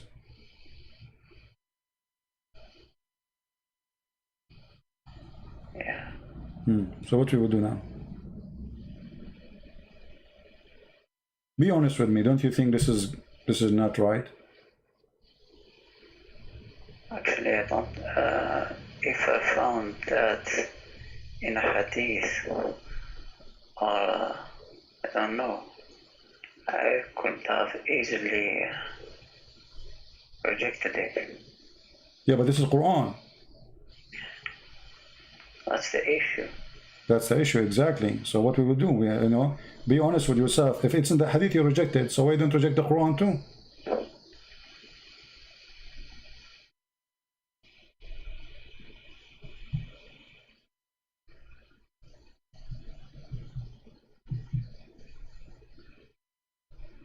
If I am you, as long as I have a basic decision, if the hadith says such a thing, I will reject it.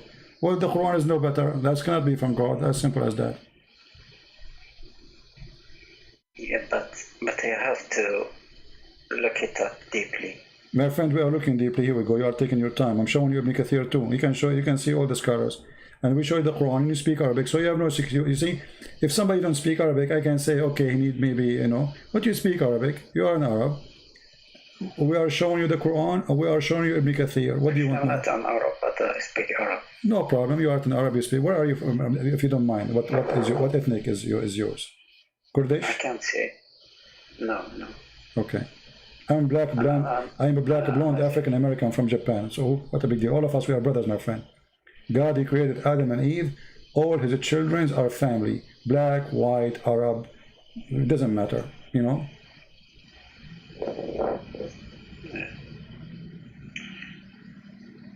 I have to look it up what the scholars say. Well, I'm showing you the scholars, my friend. I mean, well, come on. You have to look up what the scholars. This is a Ibn Kathir. But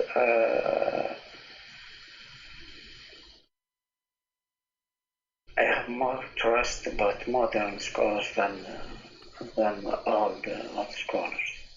You trust modern scholars? Because modern scholars, they have no excuse. No, modern scholars, they fabricate. No. Modern scholars, no. No, my friend.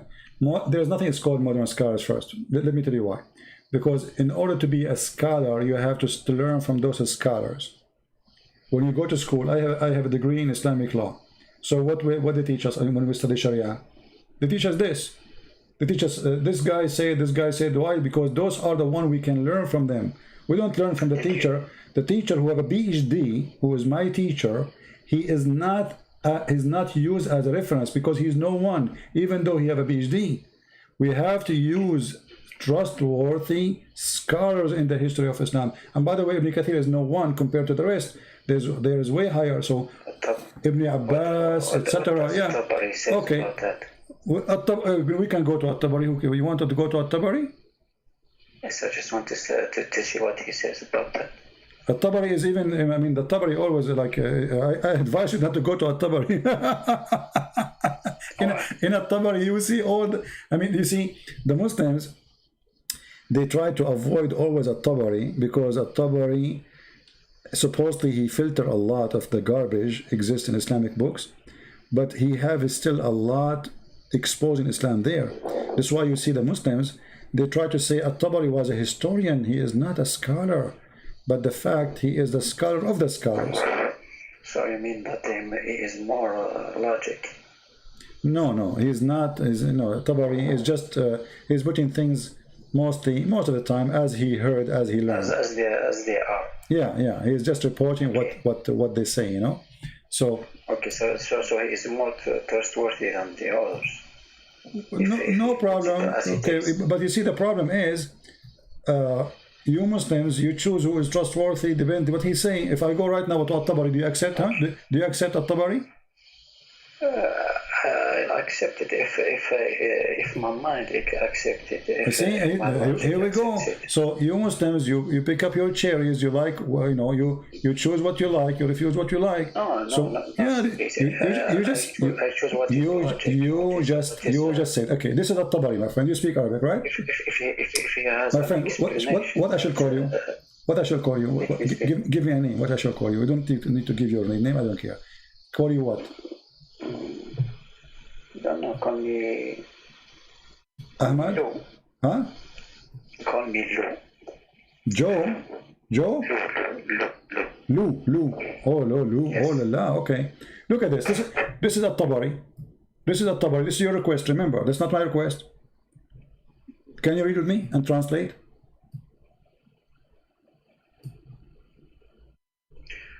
وقوله يخرج من بين الصلب والترائب يقول خرج من بين ذلك ومعنى الكلام منهما. فقال بعضهم الترائب موقع القلادة من صدر المرأة. Do you see it? And if you go down here, it says يقول من بين ثدي المرأة. So the sperm of the woman coming from between the two breasts of the woman. Okay. So what we will do now? You are the one who asked me to go At-Tabari. I advise you not to go there because At-Tabari will hurt you more. Here we go. We are At-Tabari. Here we go. No. Look what he says. وقال إكرمة. He says قال صلب الرجل وطرائب المرأة. See, I'm not scared or something. I'm looking. Even me, I don't know what Tabari said about that. I just want to see. My friend, no problem. I'm trying to help you. I'm saying to you that a Muslim usually try to escape. He jumped to a different place. No, but it's here we go. Yeah. Just want to okay. But why you said At-Tabari, not Ibn Kathir? What difference going to make for you? I mean, why? No. I didn't say nothing. When I just want to see another person what says about that. Yeah. So what we will do now? What do you think? How this can be true?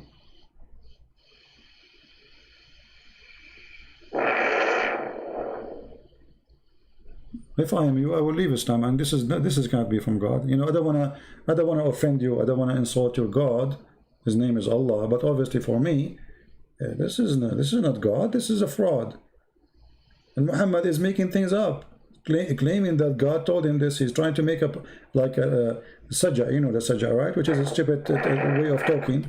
And he is, you know, it's like poetry. Yeah. It's not a poet, you know. It doesn't go to the poet. Poet is very high. Yeah, right. Yeah. I think like it's rhymes, right? It's like a rap, exactly. So he's trying to put words together to make a rap, and by doing that, he got into trouble. You know, he put rhymes. So what we will do now? Actually, I don't know. Yeah, I know. If I am you, I will leave Islam. You know, I can feel that you are a person who is decent. And you are thinking carefully, you know, and you will not accept this. So if I am you, you are an Arab, I mean, you speak Arabic very well, and you read English, you speak English. We show the reference in the screen. You have an advantage over others because you read the original language, and it shows what you shows you, and this is what Islam is about.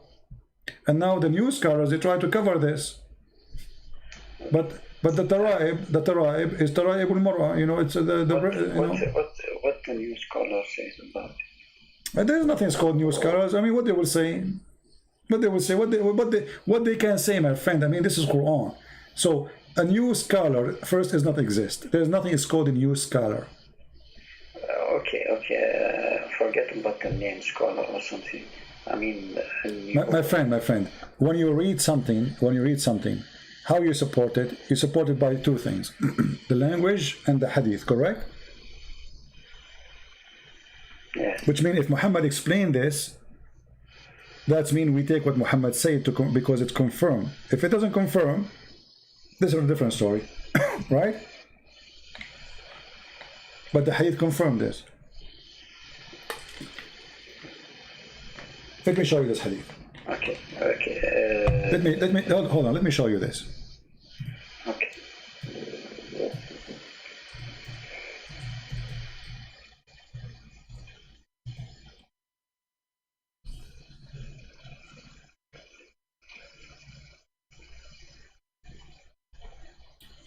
Let's see.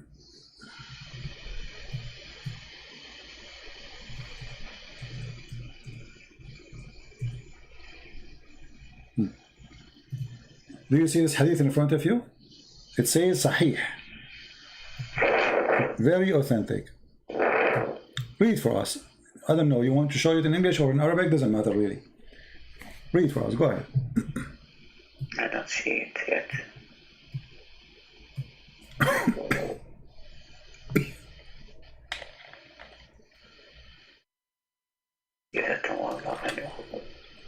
No, where is it?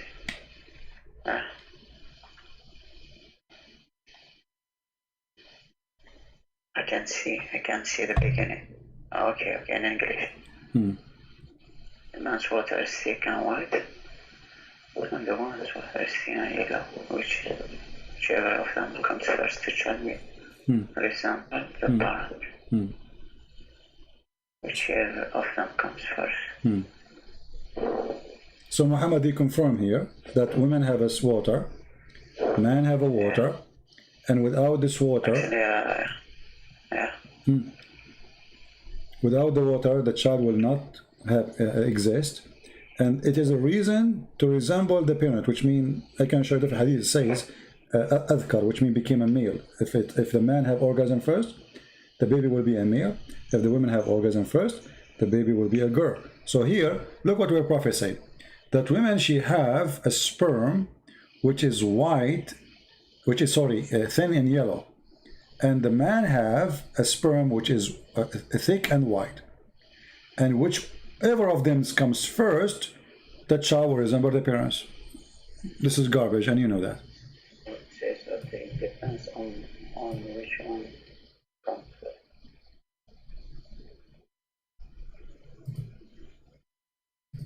So it depends on the organ.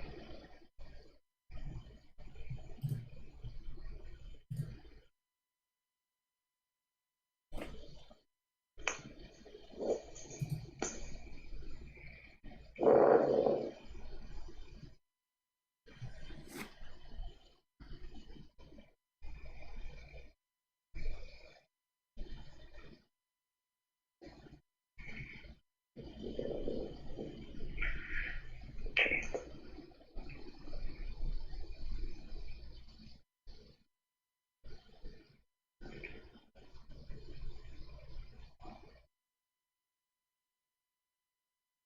What do you think? Okay, I'm looking right now if the orgasm can, or if there is studies that says that. Oh, you are searching Google now to find if this is. Of course, of course. My friend, hold on. My friend. Women, she can. My friend. Listen, don't speed up. No one has all the knowledge. I'm not saying that, but this is silly, my friend. You can search Google. You see, I will give you 1 year from now. Okay. The first result that I get here. Baby's gender determined by woman's organ, says expert. By what? I'm looking at the first link here. Yeah. Read for us. Go ahead. If there is studies that.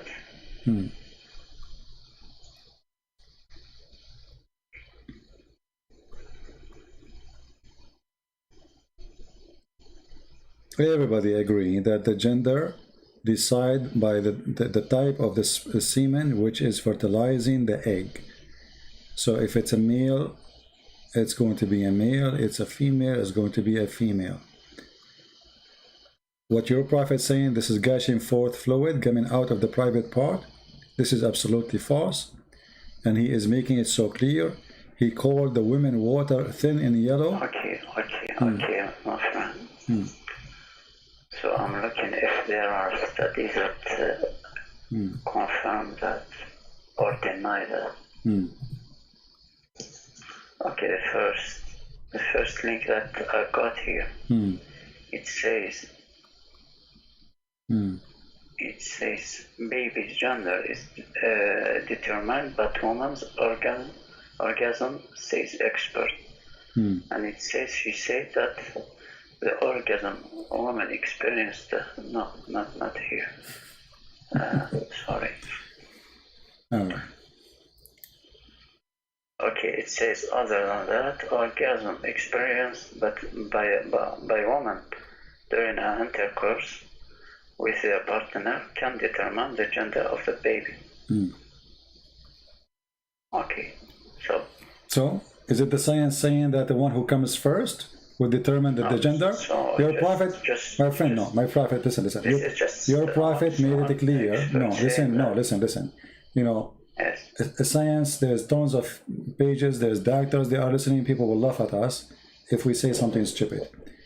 This have nothing to do with the gender who comes first. This is number one. That is the most silly argument ever.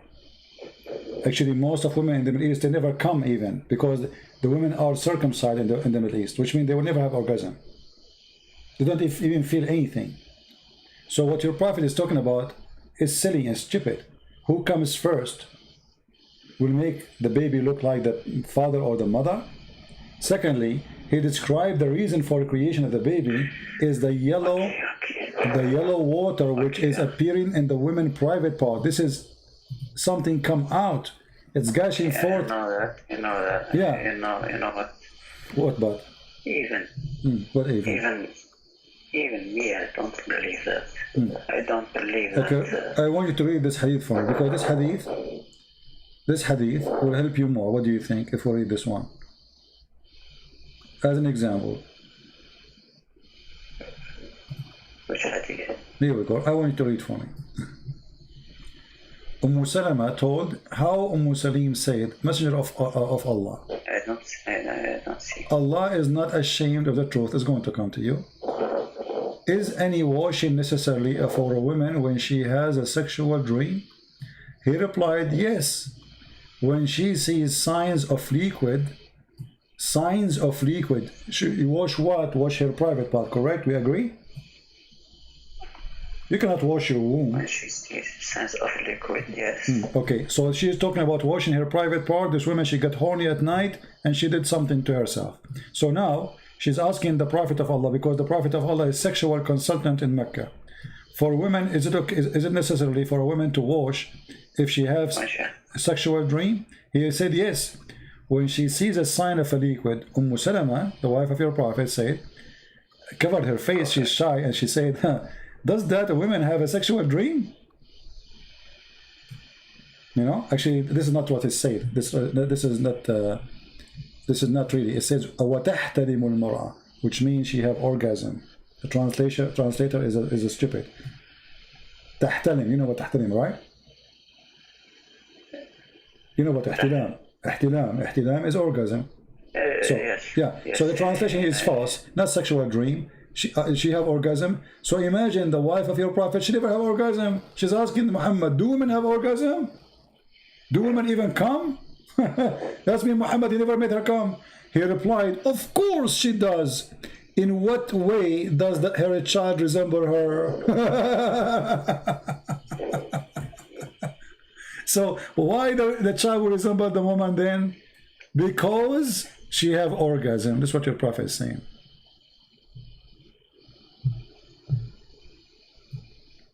And by the way, this is Sahih. Look what it says in Arabic here. الحكم متفق عليه صحيح. You see it? So he says that if she has an orgasm, the child will resemble her. If she have orgasm first, the baby will be a female. If he have orgasm, the baby will look like the father, and he will be male. And as you see here, it says وزاد مسلم برواية سليم إن ماء الرجل غليظ أبيض وماء المرأة رقيق أصفر فمن أيهما على أو سبق يكون منه الشبه. Here we go. So what is in the Quran confirming the hadith, and this is always stupid.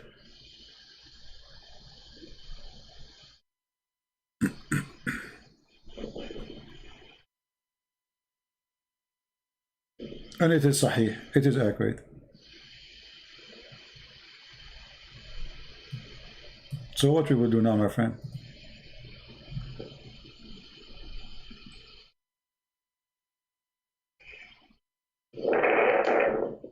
I see, all of them, they are sahih. Sahih.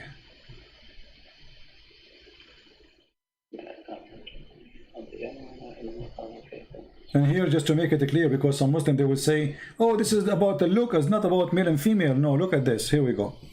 You see, you speak Arabic, and they will take advantage of your speaking Arabic. It says here that the Prophet said, ماء الرجل أبيض وماء المرأة أصفر فإذا اجتمعا فعلى مني الرجل مني المرأة أذكر بإذن الله. أذكر. What أذكر mean? Became a male, correct? Okay. وإذا على مني المرأة مني الرجل أنثى بإذن الله. أنثى. What أنثى mean? Female, correct? Okay. So your Prophet is saying that if the man have orgasm first, the baby will be a boy.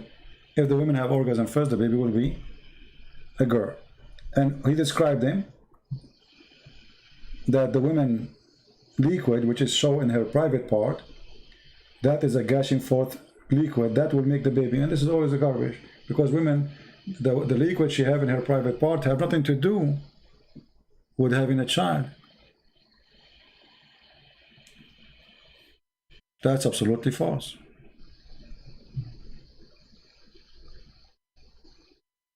And look here what the Muslim they add in the translation, guys. Look at this. They are adding between two brackets the chromosome and genes. What's the chromosome? It's a yellow. The chromosome is yellow. I mean, look at the stupidity when they try to cover a lie. The guy, he just said the man have a sperm is white and the women have a sperm is yellow. And then you say chromosome. Can you show it in English? Yeah, it says a chromosome. Look, they added a chromosome there to cover. Yeah, I mean, it's incredible. Yeah, you believe it? To cover the stupidity of Muhammad, they say chromosome. This is about chromosome. It's about washing a vagina. A water appear in her private part. It's yellow and thin gushing forth. This is the chromosome.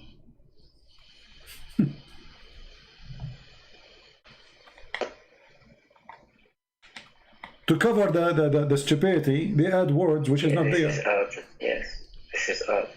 This is wrong, right? Didn't say that in Arabic. It's not in Arabic. It's a stupid, and this is not what the Arabic is saying.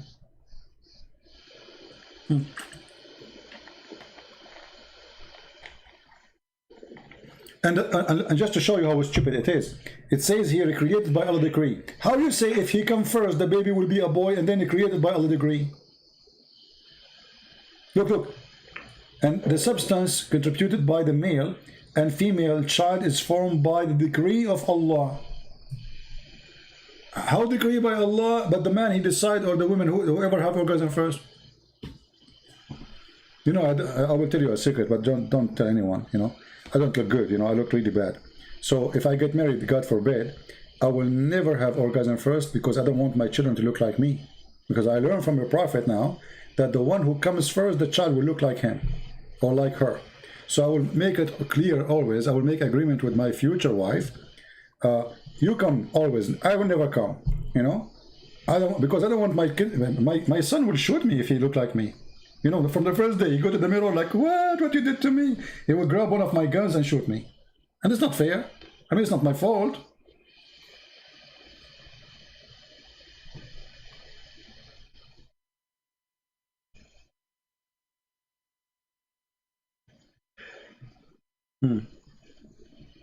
So what do you think, my friend? Are you going to leave Islam today or not?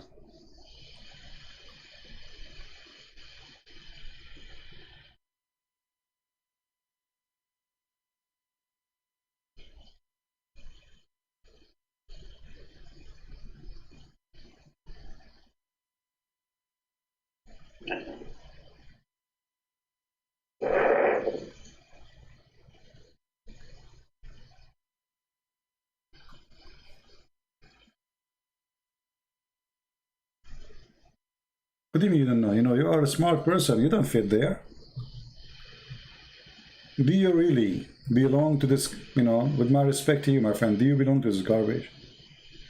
This is garbage. This is not God. I mean, what kind of God you do not know even if the baby is made? A different verse in the Quran, Allah, he says that the baby, the sperm of the man, became a congealed blood. How in the world the sperm became a blood, dead blood?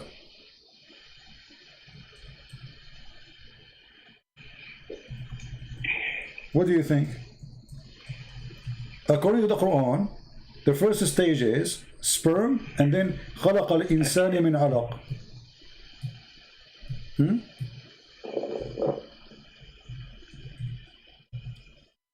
Read this verse. Read this verse with me, so we can love together. This is a very famous verse. The Muslims use it to prove scientific in the Quran. No. Okay. No scientific. All right. Let us see.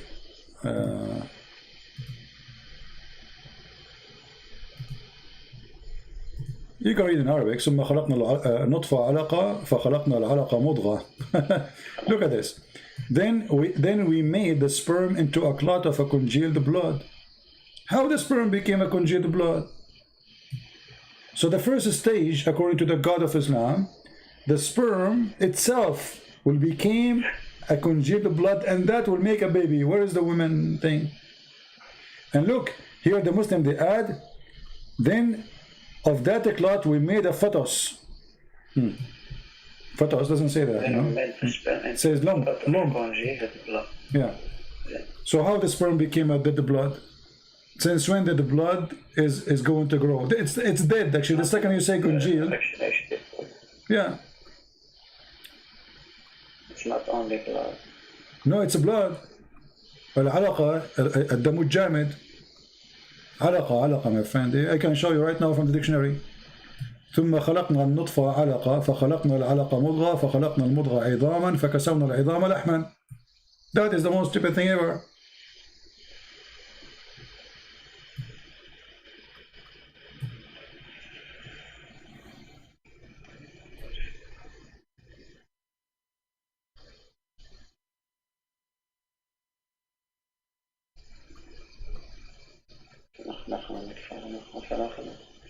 خلقنا العلقة مضغة. Okay. Do you want to show you At-Tabari again?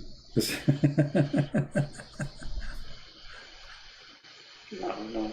Yeah, but this is stupid. It's obvious, you know. Actually, Alaqa, when you injure yourself, a blood will be dry in your skin to stop the bleeding, correct? But this is dead blood.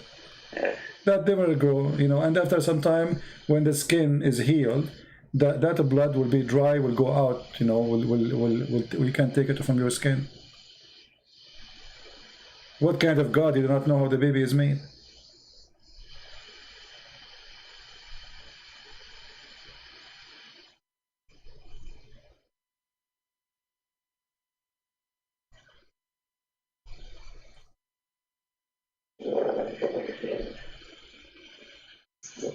So, Actually, I will. yeah. Actually, I will look it out.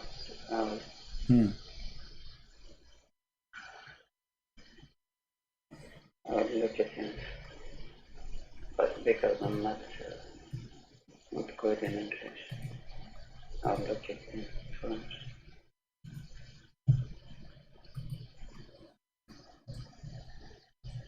Which verse is it? This is chapter 33, verse number 14.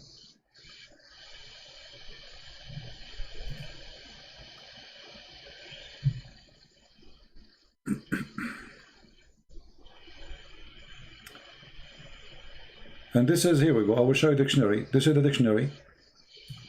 علقة في علم التشريح قطعة من دم غليظ جامد وهي طور من أطوار تكوين الجنين.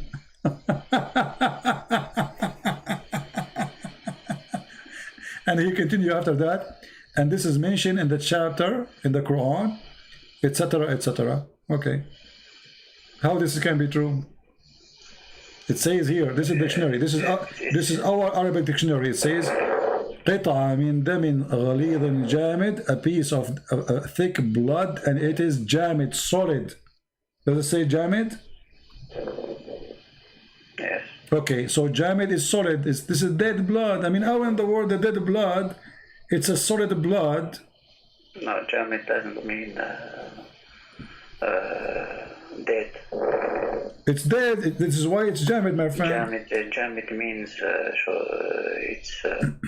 Okay, what jamid mean? Tell me what jamid mean. It's solid cold. Thank you. Solid. Okay, so the blood will not become solid unless it is dead.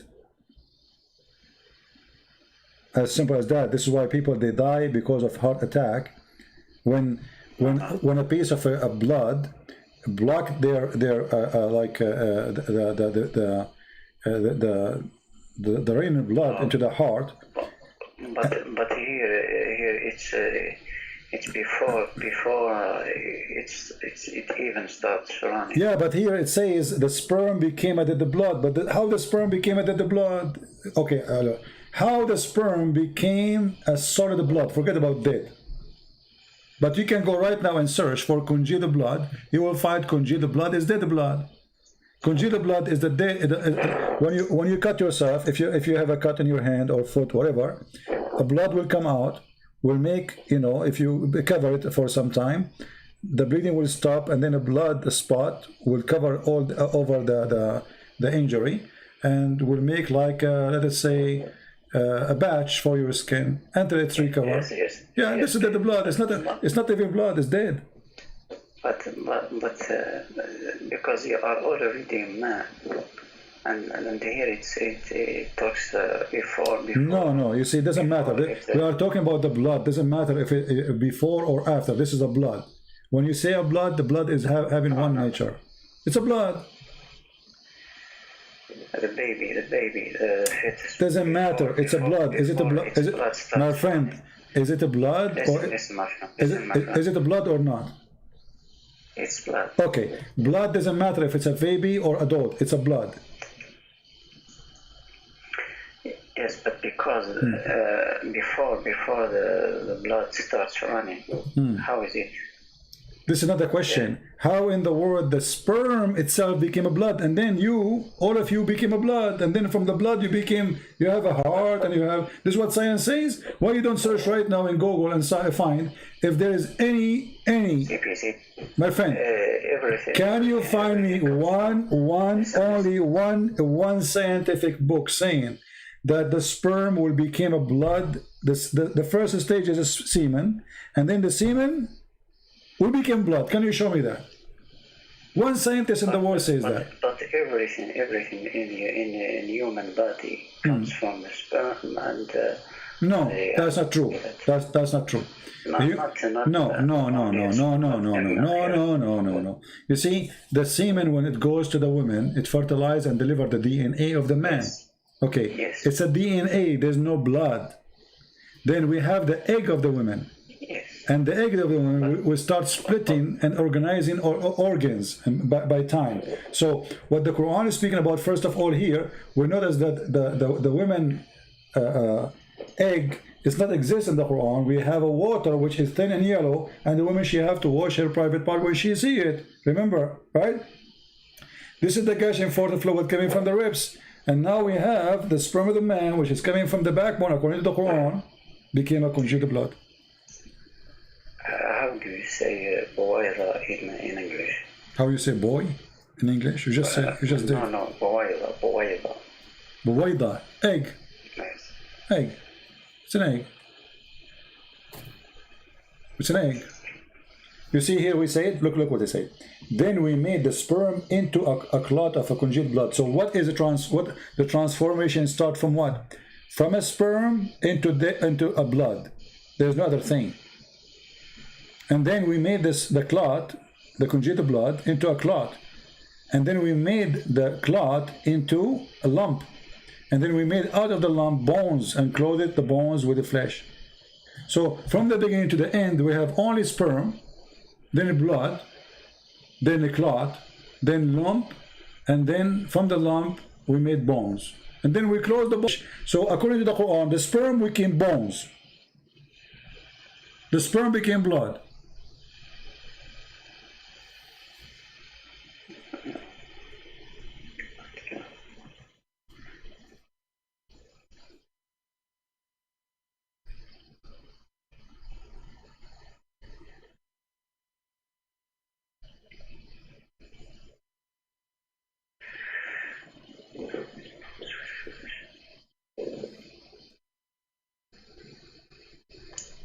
Actually, for me, the biggest problem is in the last sentence. What is the last sentence?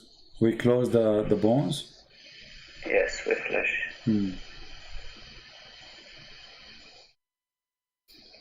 But here there's bigger problem, my friend. Do you see here it says فَتَبَارَكَ اللَّهُ أَحْسَنُ الْخَالِقِينَ? Don't you see a problem here too? Big problem. The best to create? No, not the best of to create. You see the lie in the translation. Look, there's here it says the best to create. But in Arabic it says the best of... No, the verse, the verse it's أحسن الخالقين. Okay, what al-Khaliqin mean? Al-Khaliqin, what al-Khaliqin mean? Creators. Creators. How Allah is the best of the creators if He's the only creator?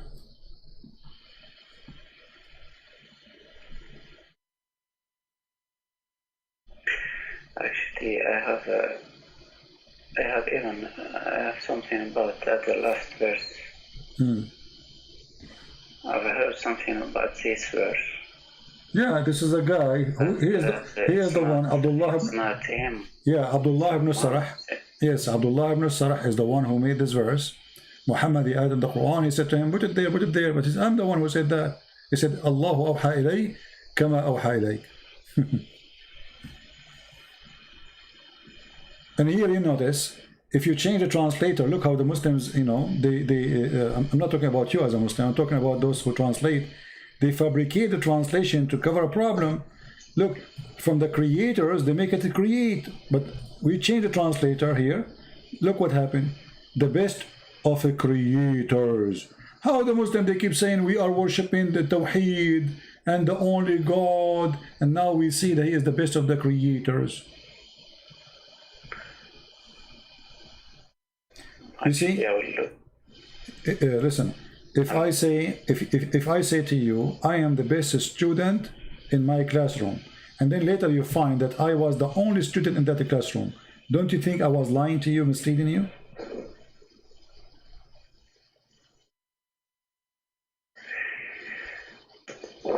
You know what I mean? Because when I say I'm the best student between the students, and there's no student, that's I did lie to you.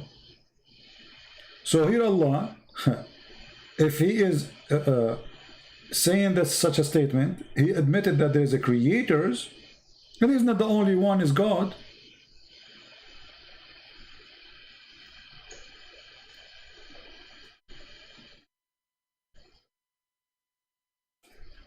It could be just a way to glorify. Okay, how you glorify? By lying. I mean, when you say I am the best of the creators, that's a lie. Because there's no other creators. You are lying, you are exaggerating with your lie. You are confirming that there is a creators when there's none. So when you say I'm the best of the creators and there's no others, that's stupid. And it's a lie. You don't glorify yourself by lying. So what's the point of this statement? To say to me Allah is the best of the creators, but there's no other creators. Okay, I'm looking this verse in French. I'm looking at why you need it in French if you have it in Arabic? Because I understand French. Okay, I will look for it in French. Hold on, let me see. Not in English. I will see to see it in French language. Let's see. Actually. Let us see where we can find the French. Where is the French language Quran? I'm sure they lie, you know, in the translation too. Yes. They said words that it didn't say in Arabic. It doesn't say creator, right? The creators. No, from the beginning it says nous avons fait du sperme une adhérence. What does that mean? I don't speak French. They translated the blood with adherence. So they changed the whole translation. Yes. So yeah, I see here.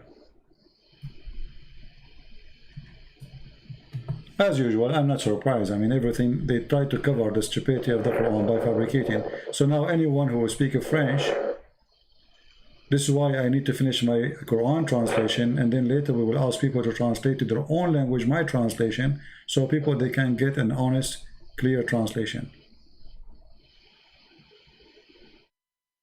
Yes, it says nous avons fait du sperme une adhérence. It doesn't say in adhérence. It's just a word that they come up from their mind. Deceiving. This is the method of Islam. Actually, there is no mention about blood here. Yeah, the blood is gone. Okay, that's good. So now, if you are a French, you don't speak Arabic, you read it, you think, okay, there's nothing wrong there. This is the whole purpose of false translation. Yeah.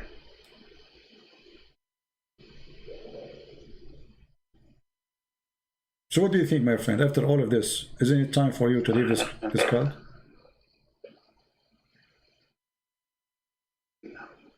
No? You don't want to leave Islam? Huh? I'm reading it again.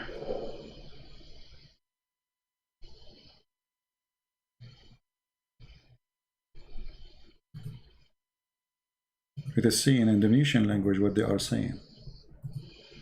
I bet you they are lying there too. They lie in all languages when they translate to cover the stupidity. Indonesian, here we go.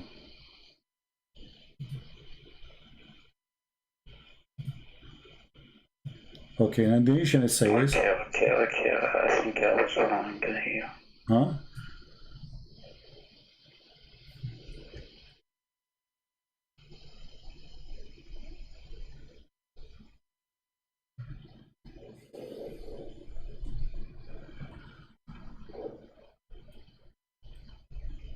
Okay, علاقة they translated علاقة with utterance, something that has... My friend, forget about translation now. You speak Arabic, I speak Arabic, the problem is solved, correct? Okay. We do not need... Yeah, I think I was wrong. Yeah, I'm taking advantage. You know, you should take advantage if you speak in Arabic. But the translation. Yeah, I showed you the dictionary, correct? It says, here we go, this is the dictionary. علاقة في علم التشريح علاقة من دم غليظ جامد وهي طور من أطوار تكوين الجليد. According to what? According to the Quran. العلقة اسم العلق, even there is a chapter in the Quran, العلق اسم سورة من سورة القرآن الكريم. Right?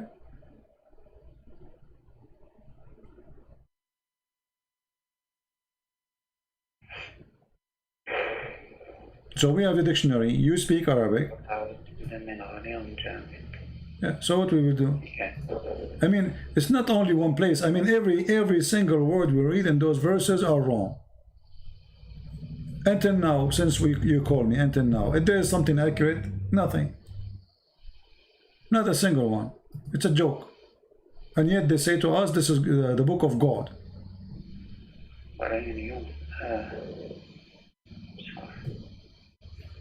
And look here, this guy. Then we made the nutfa into a clot. Let me ask you, do you know what nutfa mean? Yes. Nutfa, how many sperm inside the nutfa? Millions. Yeah. Okay, how millions of sperm became semen, became a baby. Nutfa is not one semen. It's a drop. It's a drop of sperm, and that means your God saying we made the nutfa, a drop of semen, into the whole of it, all the drop. It's not a semen, it's a drop of semen. That's another mistake too.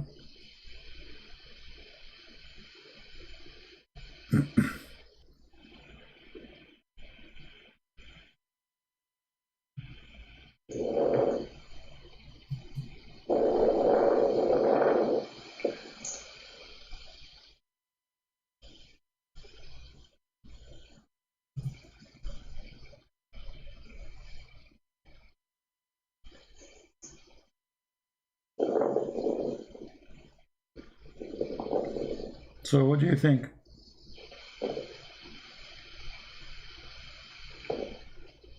It doesn't have to be specific here or detailed. When it says not for, it doesn't have to talk to detail. My friend. Okay, hold on. Listen. I don't know how old are you, my friend. It says nutfa. All of it became a clot. Does it say that? No, it doesn't.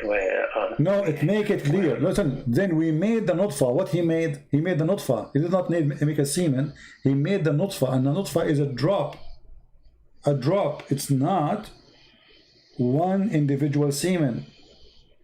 We can go to the dictionary right now. It's a drop of semen, have millions. According to your God, we made the nutfa, all the nutfa, not only from the nutfa we made a baby, no. The nutfa itself transformed into a clot of a piece of a thick, conjugated blood.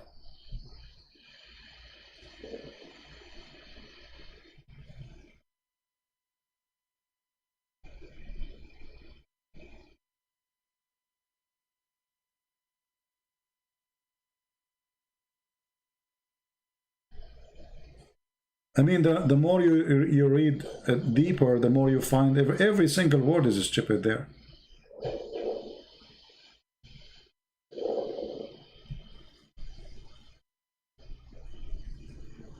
When it says, then we clothe the bones with flesh, that's a problem. My friend, for me, everything there is a problem. Let's be honest together.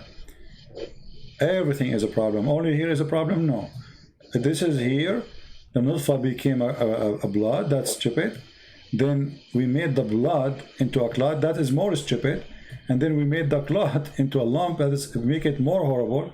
And then we made out of the little lump a bone. So until now there's no heart.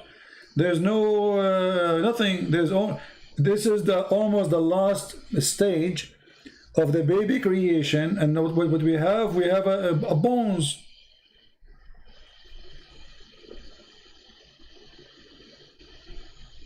We have just the bones inside the women, you know, bones, just bones. And then after that, we close the bones with the flesh. So according to the Quran, all the flesh, and this, remember here, this is God talking. This is God talking. It's not like somebody making a meditation, saying, God, he closed my bones, God, etc. I accept that, no problem. But this is God explaining to us supposedly by stages. Is not a person saying, God, he closed my bones with the flesh, God, he gave me heart, God, etc. No, this is what we made, how we made you. Look, and indeed we created the man, supposedly talking about the first one, from a clay, and therefore وخلقنا الإنسان من سلالة من طين, and then he says ثم جعلناه نطفة في قرار مكين. نطفة. And look what the translator he said here. It's a mixed drop of male and female sexual discharge. Do you see it?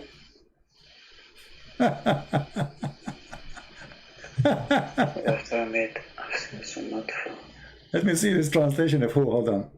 This is translation of Hilali and Khan. Muhammad Hilali and Muhammad Khan.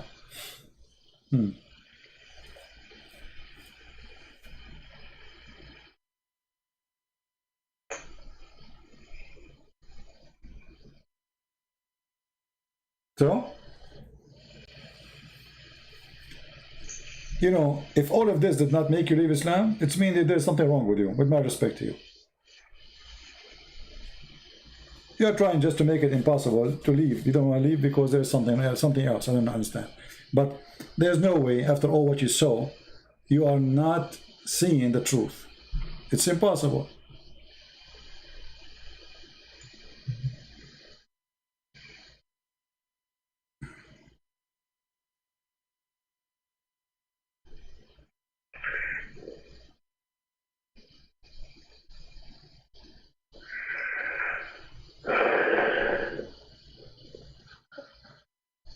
I think here it's just about modern terminology.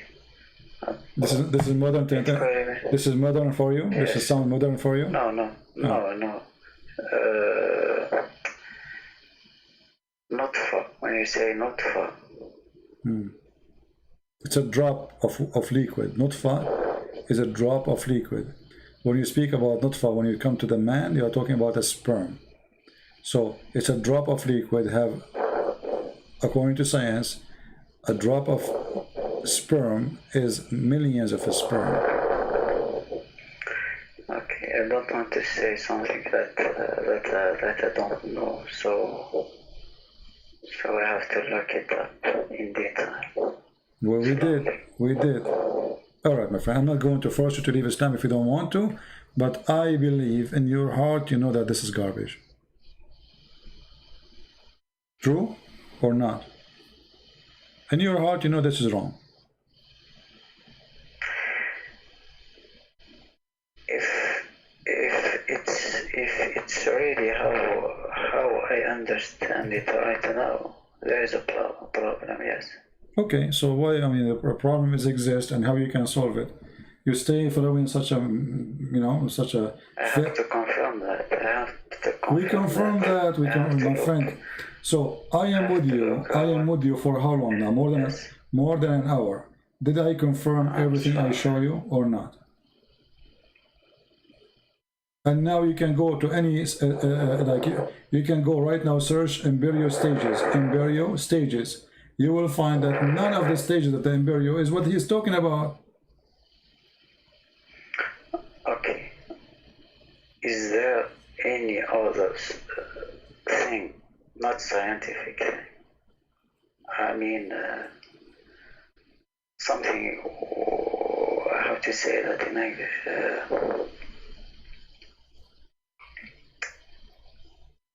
Okay, let me ask you. So You are trying to say if there's anything like contradiction, maybe? Yes. Okay. Contradiction. Do you think immoral thing, or I don't know. all the Quran is immoral? All the Quran is immoral. You know, all of the Quran. Well, there's nothing moral in the Quran. Go and take the money of the of someone just because you don't believe in Muhammad, and you know, rape their women. But forget about this.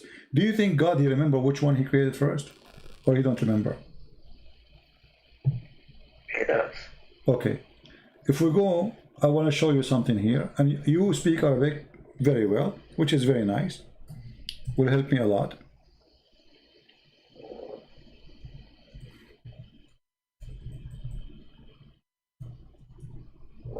Let's see.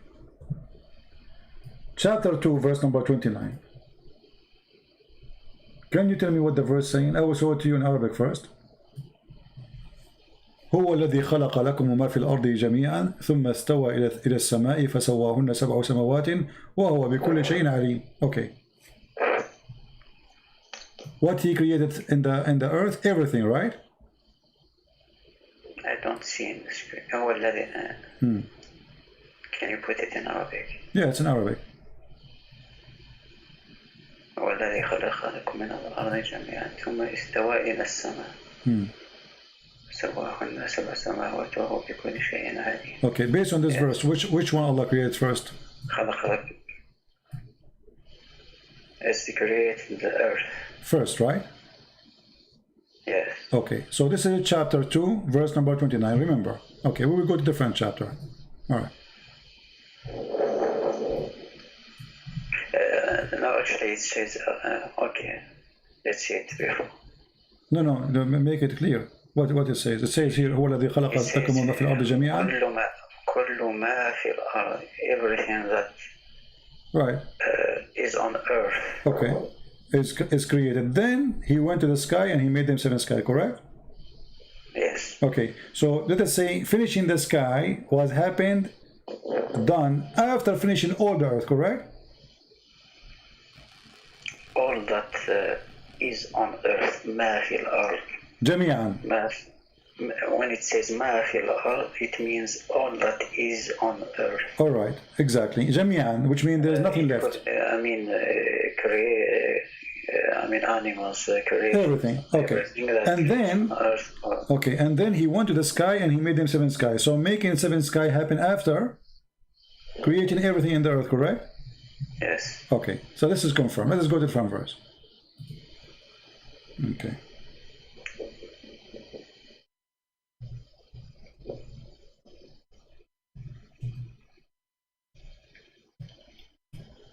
This is chapter 79, and we can read from any verse. You can read from the beginning if you want, but let us see here a verse starting from where he speaks about creation of the earth and the heaven.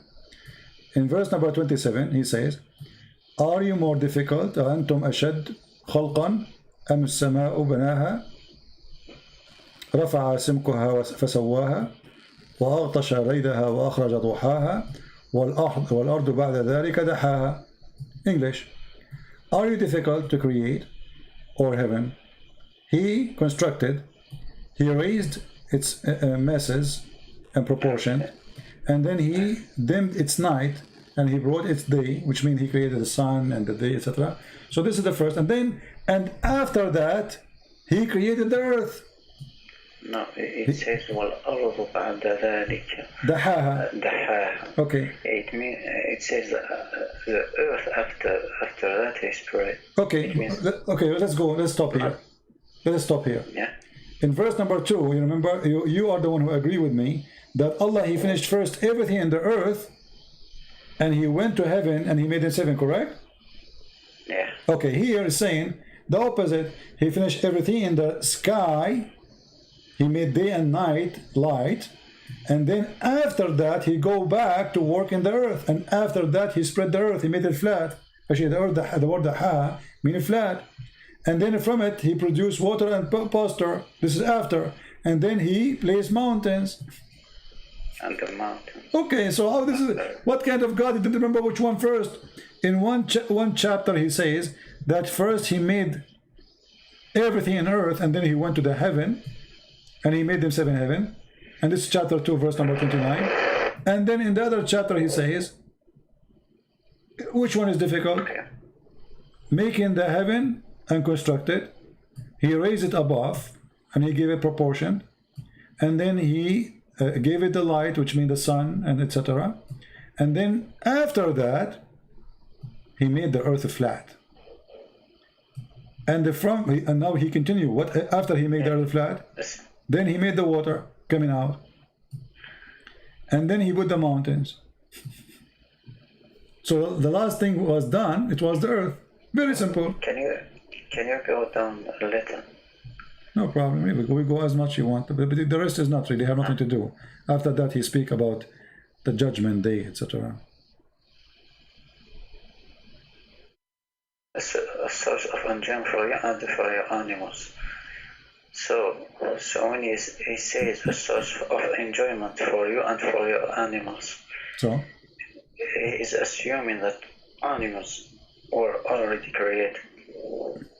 Yeah, you see, this is the earth. Yes. My friend, the verse before it says, جَمِيعًا وَمَا فِي الْأَرْضِ جَمِيعًا. Animals, grass, trees, everything. So, which one of them is the accurate? There's no way God, you don't remember which one He created first, the sky. He finished the sky first, or He finished the earth first. And not only that, we're not done. Hold on. You think we are done? The stupidity continue. Hold on. We are not done. If you go, the verse here we are showing you, this is chapter 2, verse number 29, and this verse here is a chapter 79, verse number 32. But what if we go to this chapter? Let us see.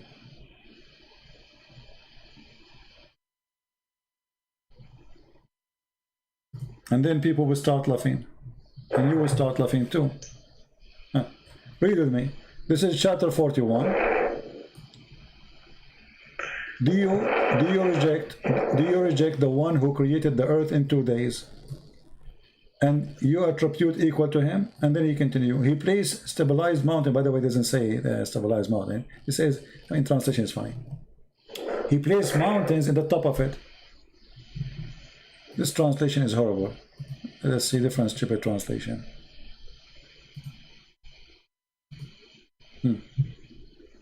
He set on earth mountains standing firm high above. So the first thing is what? He created the earth in 2 days. And then, second, He put in the top of the earth mountains standing firm high above, and bestowed the blessing on the earth, and the measure of things, all things given, measurement due to proportion, in 4 days. The total is 6 days. This is the first stupid thing. 2 days plus 4, that is 6. But according to the Quran, different verses, Allah, He finished everything in 7 days, in 6 days, not only the earth. So now He says, and look how they lie. They say here moreover, but in Arabic it says ثُمَّ اسْتَوَى إِلَى السَّمَاءِ. What ثُمَّ mean? ثُمَّ mean After that. not only after, way after. Yeah. So they lie in the translation. They say moreover. If you change the translator, you will see he changed it, you know, depend in the liar. Look here, this is Muhammad Biktal. Then he turned he to the heaven. Okay, so hold on. So here, according to here, the earth was created first, and everything in the top of it. He placed mountains. This is second option. And then after that, he made like substance, grass, trees, animals, etc. And then after that, he went to the sky, and it was a smoke.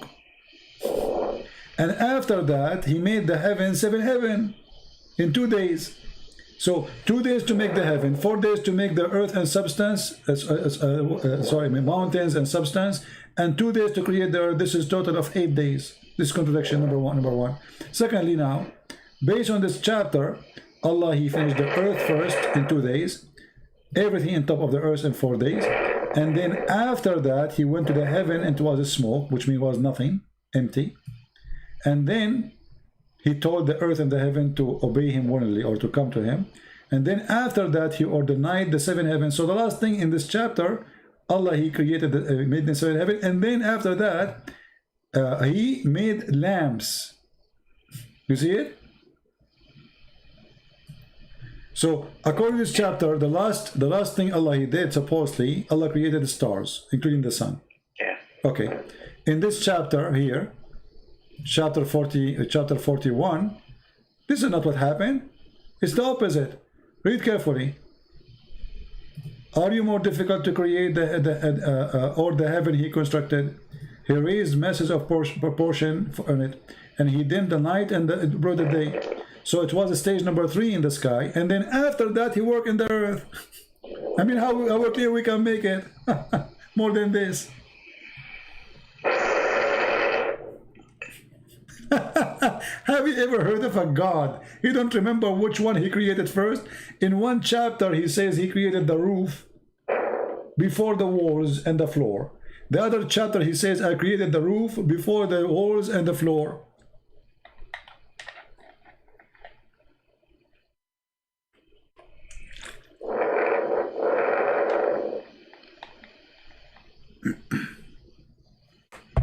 I hear you. You are breathing heavily. I'm thinking. No, you are not thinking. You are living Islam. I believe that you made the sin already. You are not thinking. You know it.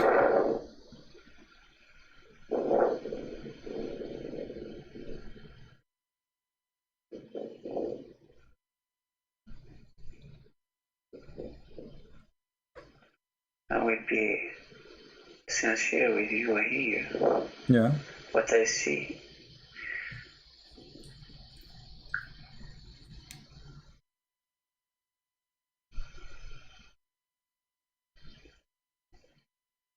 I see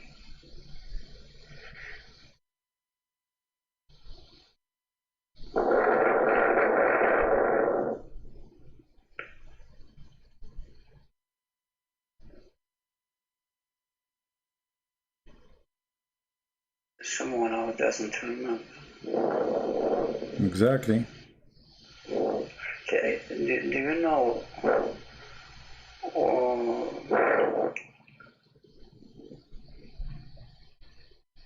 in what period these verses are they distanciated in time between them? I understand. Say again. All these verses. Well, I mean, what do you want more, my friend? You see, I'm really being so patient with you, hoping that you will be honest with yourself. I don't want you to be, you know, I mean, this is about you. I don't really care. You stay as a Muslim, you want to stay Muslim, it's your business. For me, I do my part. But be honest with me. Isn't it this cannot be from God? Isn't it the Quran says, لو كان من عند غير الله?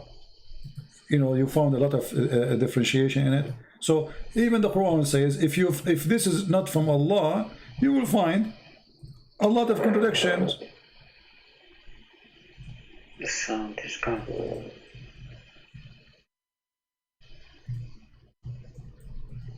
Okay. So the one who made the book, he says to you, أفلا يتدبرون القرآن لو كان من عند غير الله لوجدوا فيه اختلافا كثيرا. Correct? Yeah. So he gave you the rule, and the rule is clear. If this is not from the God, whose name is Allah, you will find a lot of stupid things messed up. And since you called me until now, we did not find one thing is smart. Yeah. I heard you saying, yeah. Thank you. So you are out of Islam. I'm someone who... No, you said yeah. I heard you. No, listen. Yes. Okay, you said yeah. So you are out of Islam, Yes. my friend. Okay, thank you very much. I'm happy for you. This is not, you're a smart person. You don't fit in such a garbage.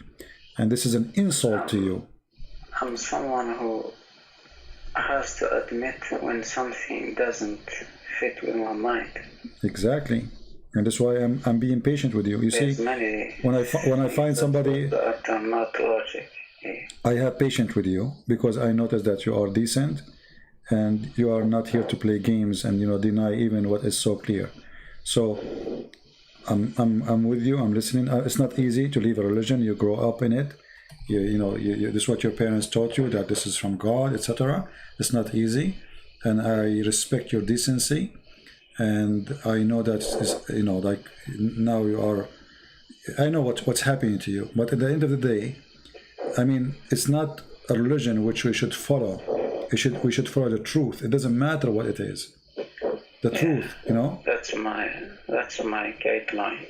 Exactly. So how this can be from God? This is no way it comes from God. So Muhammad is a fraud, obviously. Now, for me, my name is a Christian Prince. You know that, right?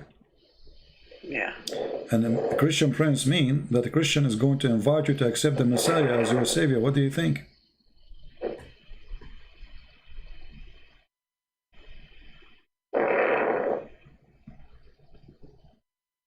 What do you think of the Messiah? As long as you decide to leave Islam now, we are so happy for you. I praise the Lord that you called me today. But I don't know. I don't know much about it. Okay. What do you? But so I can't. Okay. Let us do this. What about you call me some other time? You take your time to read more about Christ. About his teaching. What about if I, did you ever have a Bible in your home? No, but everything is on internet. Exactly. But I mean, have you ever read anything about the Bible? Yeah.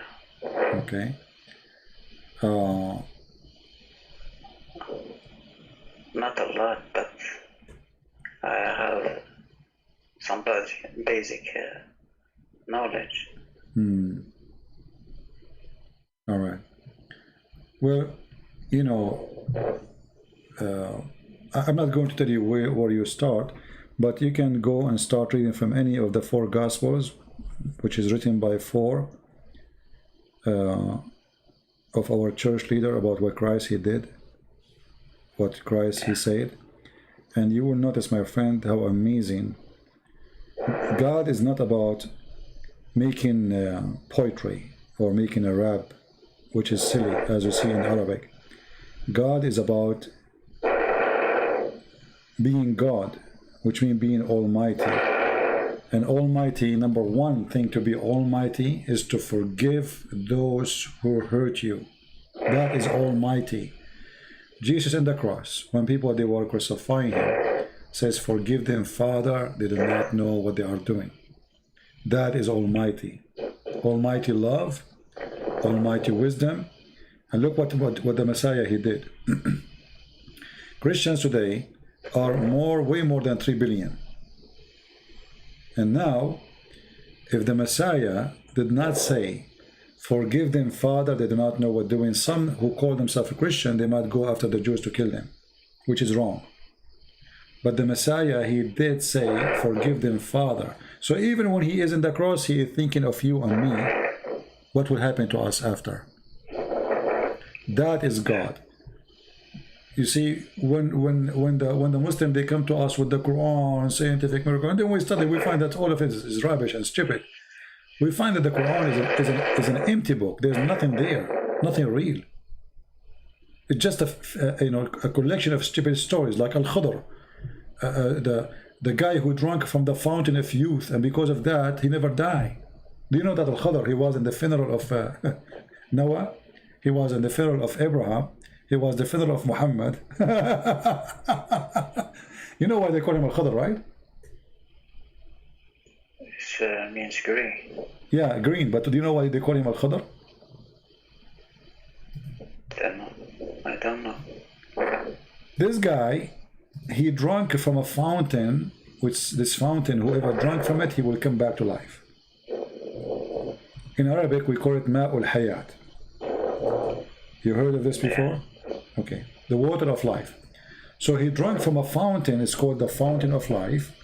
Actually, I heard about this story, but not in Quran. Or, This is in the Hadith, you know? Yeah, in the Hadith where Allah, he sent Musa to learn from Al-Khadr. And no, then... actually, not with Moses or something. Yeah, there's a story of Gilgamesh. Water of... I think I heard it. Yeah, there's in the heritage of the Persian and the Assyrian stories like that. You know, this is why if you see in the Quran it says Ma'ul Bahrain, Marjul Bahrain. Do you know why? Do you know why Al Bahrain is mentioned there? Al Bahrain, you know Bahrain? It's mentioned in the Quran. Why? Because supposedly the fountain of youth is there. Is there? Yeah. If you go to chapter 18, you know, and then No, it's not. yeah, if you read the chapter there and you read the interpretation, you will see that Allah, he sent Musa's to Al Bahrain, which means two seas, and this is where supposedly his whale, which is dead, is going to receive some water from the fountain of life and come back to life, you know, and this is what the hadith come from too. So if we go in the hadith, let's see.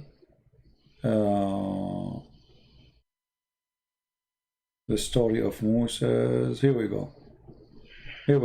You see, here we go. Let me show it to you so you can add this to your knowledge. I hope you did enjoy talking to me and you learned something good for your future. Yes. All right. I learned a lot, actually. All right. Read with me carefully here. It says,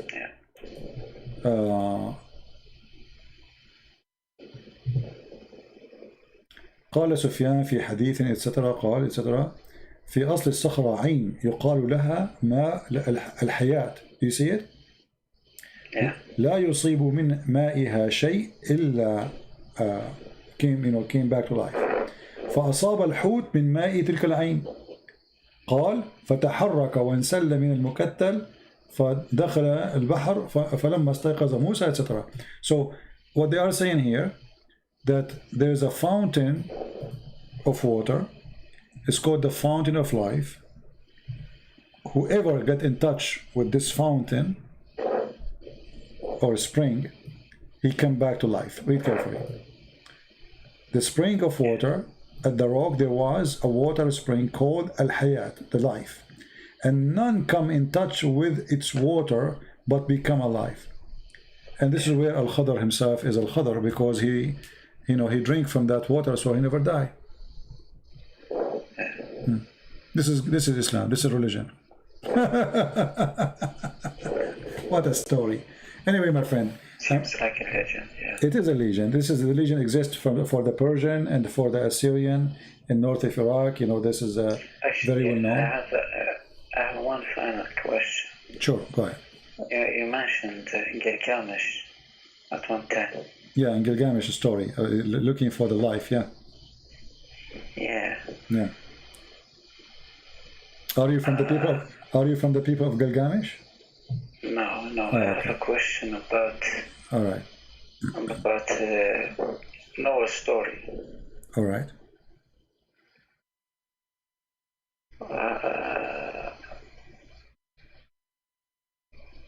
How do you say delusion?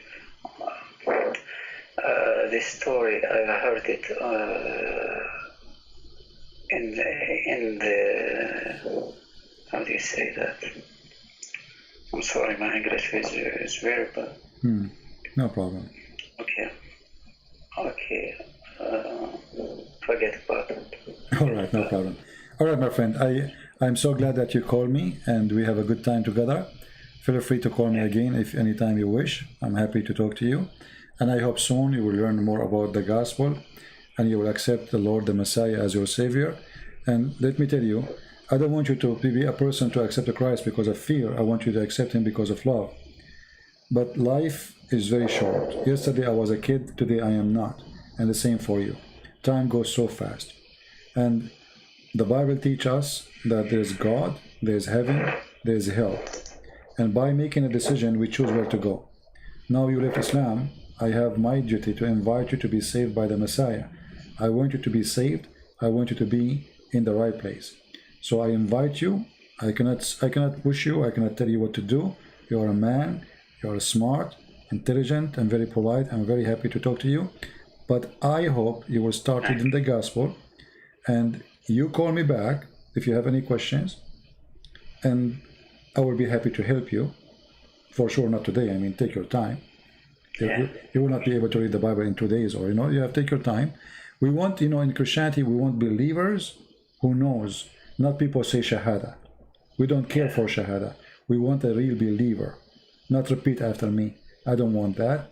We want someone who speaks to the Lord from his heart, and the Lord is always listening. The Lord, He says, knock at my door, I will open for you. So I invite you, my friend, and I pray in front of everybody. I pray to our friend here, which I don't know his name, that the Lord will let him knock on his door, and He will open his door for him. The Lord, the Messiah, He says, every two of you mention my name, I will be between you. So right now as we speak, my friend, the Lord, the Messiah, is between us. He's listening. And I am sure if you ask Him, He will be with you. He will help you. He said, search for the truth, and the truth will set you free. And I pray to the Lord that the Lord will set you free, so you will not be a slave of any false god. And you will not be a slave to anyone. He wants you to be free. Even He don't want you to be a slave of Himself. He wants you to be free. That's why we Christians, when we ask the Lord, how we pray, He says, pray like this: our Father art of heaven. Imagine, not our God, our Father. This God is not the same as others who need slavery, who need worshippers. He looks at us as a loving Father, and we are His children. So we don't really follow God as much we are following Father. And He is our Father, for He is loving. Father, the first thing, if there's a fire in the house, the father will grab the children first before the money, correct? Yeah. And this is what our Father will do. He will grab you to save you. But in order to grab you to save you, you have to say to Him, you are my Father, save me. And then He will save you. I hope so. All right, my friend. Thank you very much for calling. I will be happy to hear you again. Thank you. Take care. God bless you. Bye-bye.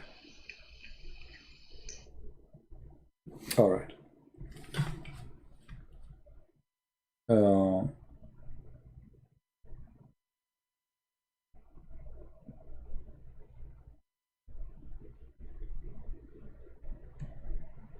I lost my voice. I was drinking water, too much water, because my voice is, my throat is not really doing good, but it's worth it. Our friend here, he just needed some, let us say,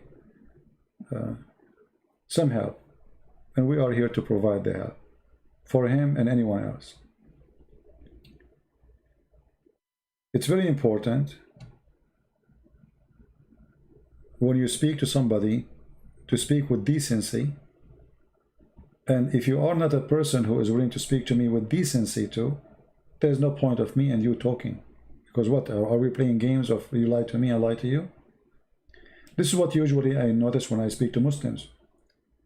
But when we see to a Muslim, when I listen to a Muslim like the gentleman who called me today, you can tell he is not calling me to play games. He is discussing with me. He refused, he agree. But we are going through a process. And I understand that in the beginning it's going to be hard, for him to accept, but he is decent. He see it in the front of his eyes. Nothing we mention, but we show. Nothing we said, but it's their book. And now it's not his book no more, thank God. So how he can refuse it? It's impossible. The only thing I wish that he opened his heart to the Messiah, and I hope he will do that, for the Messiah is really the best gift we can receive. Our life, I mean, look at our life. You see, people, they are so much attached to things around them. I mean, somehow it's a boring life, isn't it? I mean, the same food, the same, etc., the same. I mean, we try to create a joy around us, but when you are in love, with love itself, you are enjoying life. And one of the amazing thing about the Messiah, he make you in love with love, which means you love for no return. So you walk with this person who is a Muslim. He asked you to, he said hello. We walk with him 1,000 foot, 1,000,000 foot, in order loving to save him. And that is what the Messiah does to us. He make us enjoy in love, a love nobody can know unless he is a person belong to it. It's the same when a mother, she carry a child 9 months in her womb, and then after that she spent years taking care of him, and then after that he became a man and still she is worried about him, and then after that he became a man who have a family and he have kids, and now she is worried about him and his kids, and then after that he have a grandkids, and now she is worried about him and his grandkids, not only his kids. That is love, a love which is given by the Lord himself. So if we cannot reach the point where a good mother, because not all mothers are good, a good mother who is full of love, given with no return, we cannot know who is Christ is. I believe one of the miraculous sign of God is what he put inside a female mother. Have you ever seen a cat carrying her babies from a place to hide them, to protect them? Have you ever seen a little tiny bird feeding her babies? It's amazing. That is God, my friend. God is not a poetry. God is not scientific miracle. God is not all this garbage people they try to attach it to God to make God God. God is love. And the God who is not love is a fraud.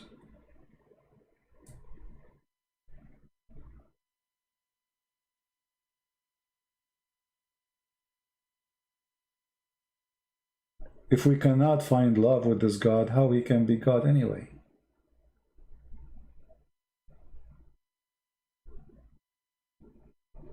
If an animal, if a cow, she take care of her babies. A cow. The God of Islam, he don't care for your babies. He wants him to die for him. The God of the Christian, he wants to die for us. And he did. The God of Islam, he wants you to die for him. He cannot fight the Christian, he cannot fight the Jews. He wants you to fight the Jews. He cannot do it.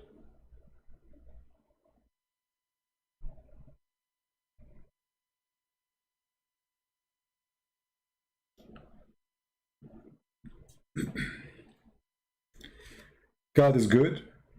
God is beautiful. God is a miracle. And Christ, not only he did miracles, he is miracle. He is the miracle itself. So we pray for our friend that soon he will call us and he will say, I accepted the Messiah. We pray that all those who are going to watch this video, they will be more smart and not to follow propaganda machine trying to deceive you. As you see, translation is false. All Islamic translation is nothing but a chain of fabrication. The purpose is one, is to deceive you.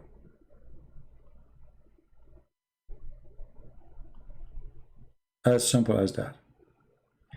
Google TV, you want to chat now? I'm done for today, my friend. I see my throat is hurt. And already we are here for how long? I mean, already we are here for 2 hours and 20 minutes. right? I will try to go live on air tomorrow. You know, we will see. You will see the link, especially those who subscribe in Patreon. Many of you think if you subscribe in Patreon, you have to make donation. No, my friend, our service is for free. You make donation or not, that will not make any difference. Donation is just to support what we do.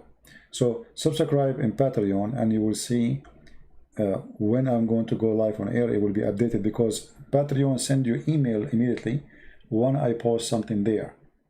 YouTube don't. Many of you miss the broadcast because you don't receive notification, and obviously they censor. Most of the videos I post on Instagram, they don't even go there. I make a video, I post it, it says this video cannot be posted. Why? Don't ask. All right? So stay updated, and for sure I want to say thank you for all those who support us. I really appreciate you, and I appreciate that the Lord, He put good hearts between the evil hearts, because if everything is evil, this earth will be destroyed. The good heart people are the one who is saving this earth, not by their act. No, God will not destroy it as long there is some people who they have good hearts. When people who have no heart exist, no good heart exists, or they are became very little tiny minority, then this earth is time for it to be destructed. This is why you will see that heaven and hell, or let us say the judgment day, is not about pre-decided decision God he took. It's about us. We decide when the judgment day will come. The more we are corrupt, the more we are false, the more we are far away from God, the faster judgment day will come. The more we are decent, I mean, why judgment day will happen if people are good? Judgment day is a day of anger, a day of calculation, a day there will be questions what you did. But if you did nothing wrong, judgment day will never come.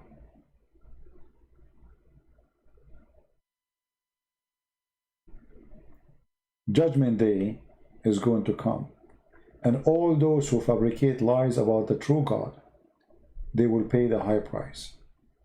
And for sure Muhammad, is going to be the first one to pay for his crimes. Patreon is asking for minimum payment, I think $5. I don't think so, my friend. There's people, they donate $1. That's going to be true. Secondly, I don't think you have to donate anything. They say to you, and donate, don't donate. Just ignore it. I don't think that's true. However, there's people that donate only $1. And when the day comes for donation, the payment decline.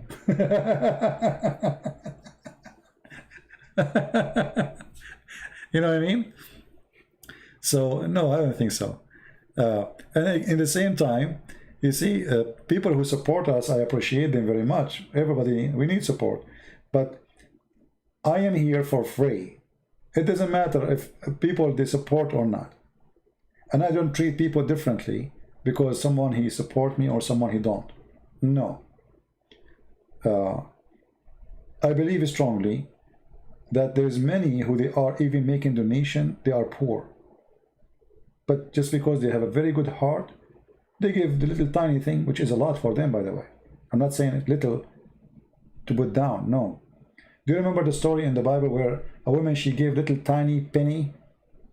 But this penny is equal to millions for some. Why? Because this is everything she has.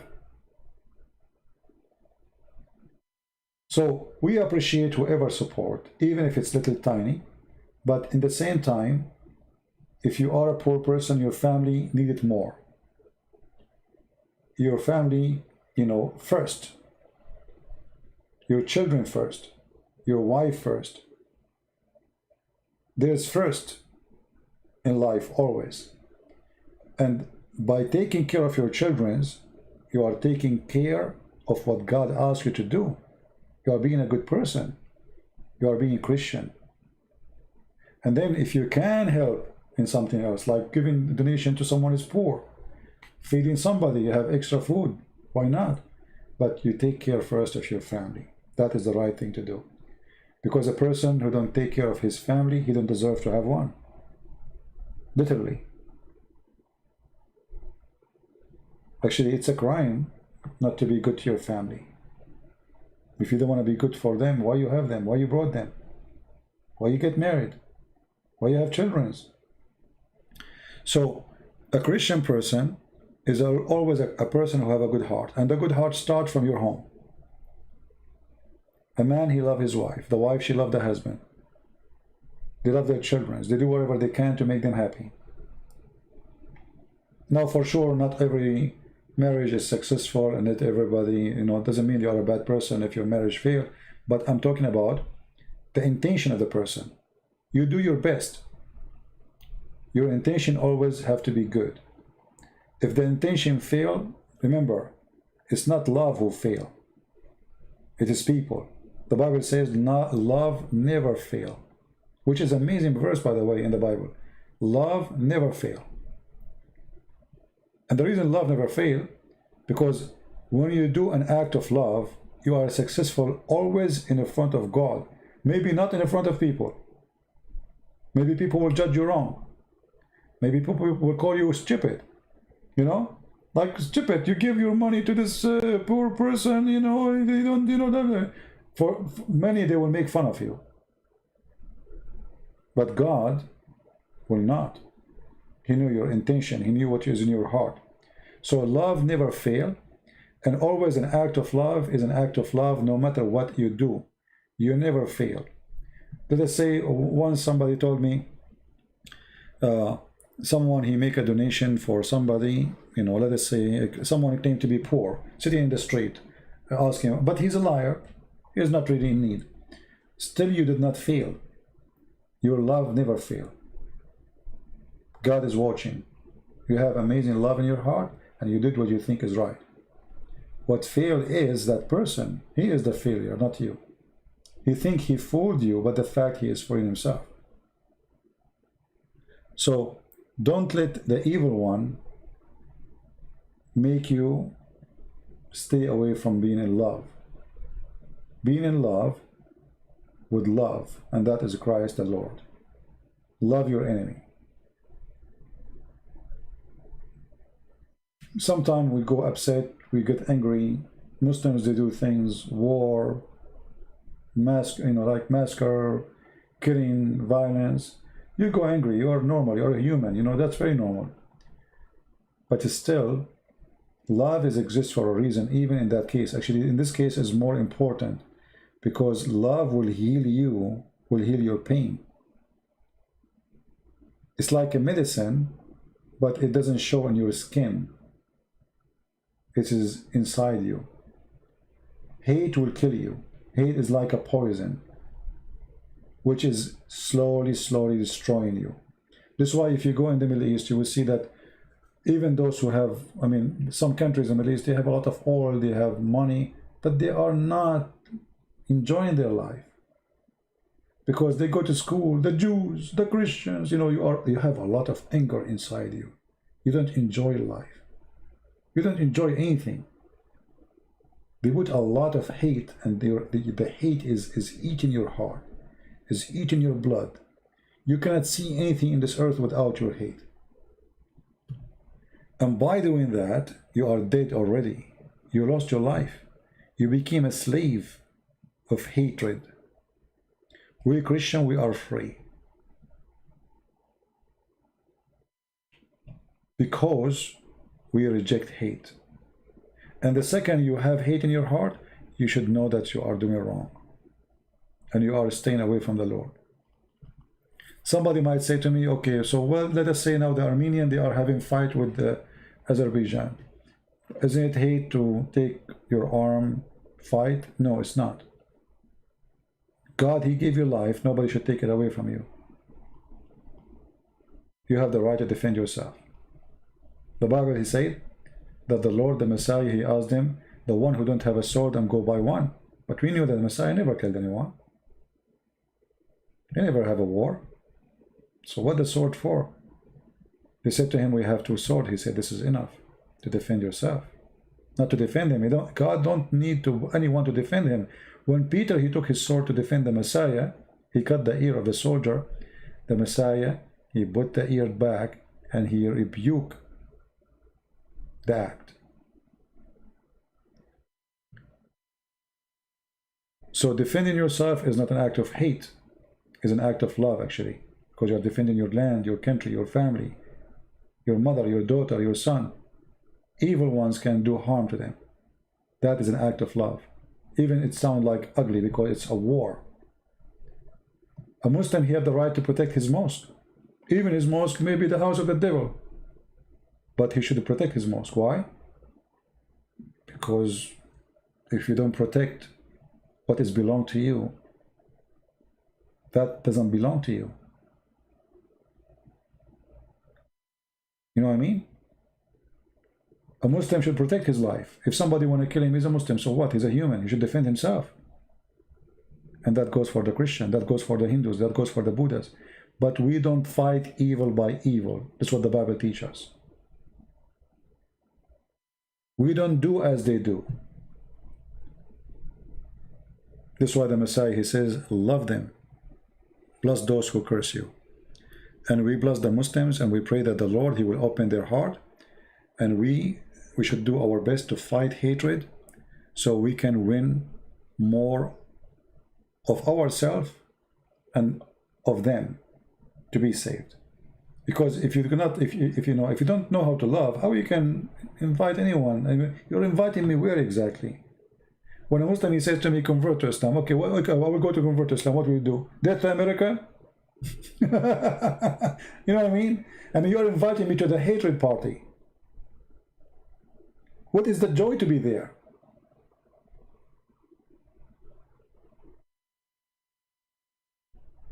Right? There's no joy in hatred. There's no love. It's hatred. No good. And always when there's no good, there's no God. Always when there's no good, there's no God. Very simple. When you see something happening is not good, it's mean God is not there. Stay away from it. And because our Lord, he is the good shepherd, love is there. And we stay with him and he stay with us. So I want to say thank you for all for being here. And again, I apologize. I was away for a few days, but trust me, I was doing a very hard labor. I was not in vacation. Some of you think I was on vacation. I wish. Very tough labor, actually. My back is broken and my voice is gone. And did I lose weight? I never lose weight. I never gain weight too. So I'm very thankful that the Lord, he gave me the health to do a hard labor. Even though it's hard, but hard labor is good. It reminds you of those who do hard labor every day, how much they go through. You know, sometimes we complain about things, but what we complain about is a life process of some people. So I really appreciate what the Lord, he gave us. I really appreciate what the Lord, he provide us. And I believe that the Lord, he is with the one, they are with him. If the Lord is with me, who could be against me? So be with the Lord, my friend. So the Lord will be with you. He said, knock at my door, I will open for you. Call me, I will answer. And this is the only way to overcome our tiredness in this life. This life is full of horrible stuff. Liars, garbage, scam, fraud. I mean, you are worried all day long. Text messages, I receive text messages, there's, by the way, if you don't have a phone, if you don't have a number, you don't need to have a phone number. There's a fake, not fake, there's app, they give you a free number. But those free numbers, they give you always, text messages full of fraud. Even if you have a phone, by the way, I heard some people who have a phone, they send you a message. Take this, from your account, otherwise we are going to charge you. Click here and log. And then you click to log in your bank account, and then they got you. This is a link made by the hackers. So there's worry all day. Worry chase you in your phone, worry chase you in the street, worry chase you in your job. We have corona, we have people, you know, we have a lot of rumors, scam, fraud about this corona. God knows who is saying the truth, who is lying. So a lot of worry. But there is only one thing can make the worry not a threat. If you are a true believer, you will notice that those who don't have a true belief, they go and they get under so much depression, they commit suicide. But a true believer, he will not go that far, for always he receive help from the one who have help. So I say that when you are with the Messiah, you are helping yourself. You do not need your help. You are getting help, spiritual help, stress, you know, stress relief. Faith is powerful, can really make you even heal from crazy diseases. So for sure, you know, like people still will die. The Bible says that the dead bury the dead. So we will die. That will not change anything. You have faith or not, you will die. This is what God he said, and this is what will happen. But there's difference between somebody is afraid of death and somebody he is not. And that alone is happiness. Imagine a person is afraid of the day he die. Life is terrible, you know, it's scary because you're afraid. But if you are not, you don't care, you get happy, you are happy. Who cares? I don't care really if I live until tomorrow or not. I don't even think about it. Why would I be worried? I'm a believer. And that alone is a big comfort in your life, will make you enjoy everything you see. I was driving, you know, I was driving for a long time, almost took me, I think, 24 hours maybe. More actually.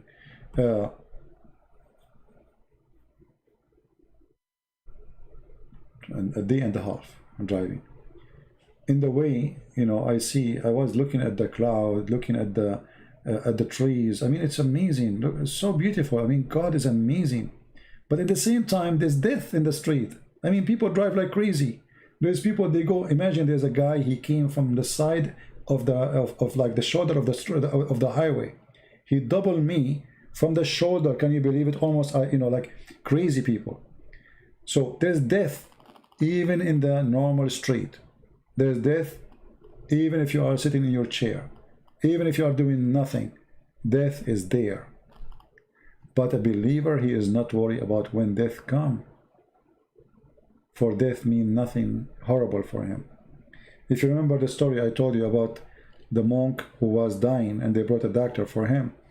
The doctor, he said to him, you have a few hours and you will die.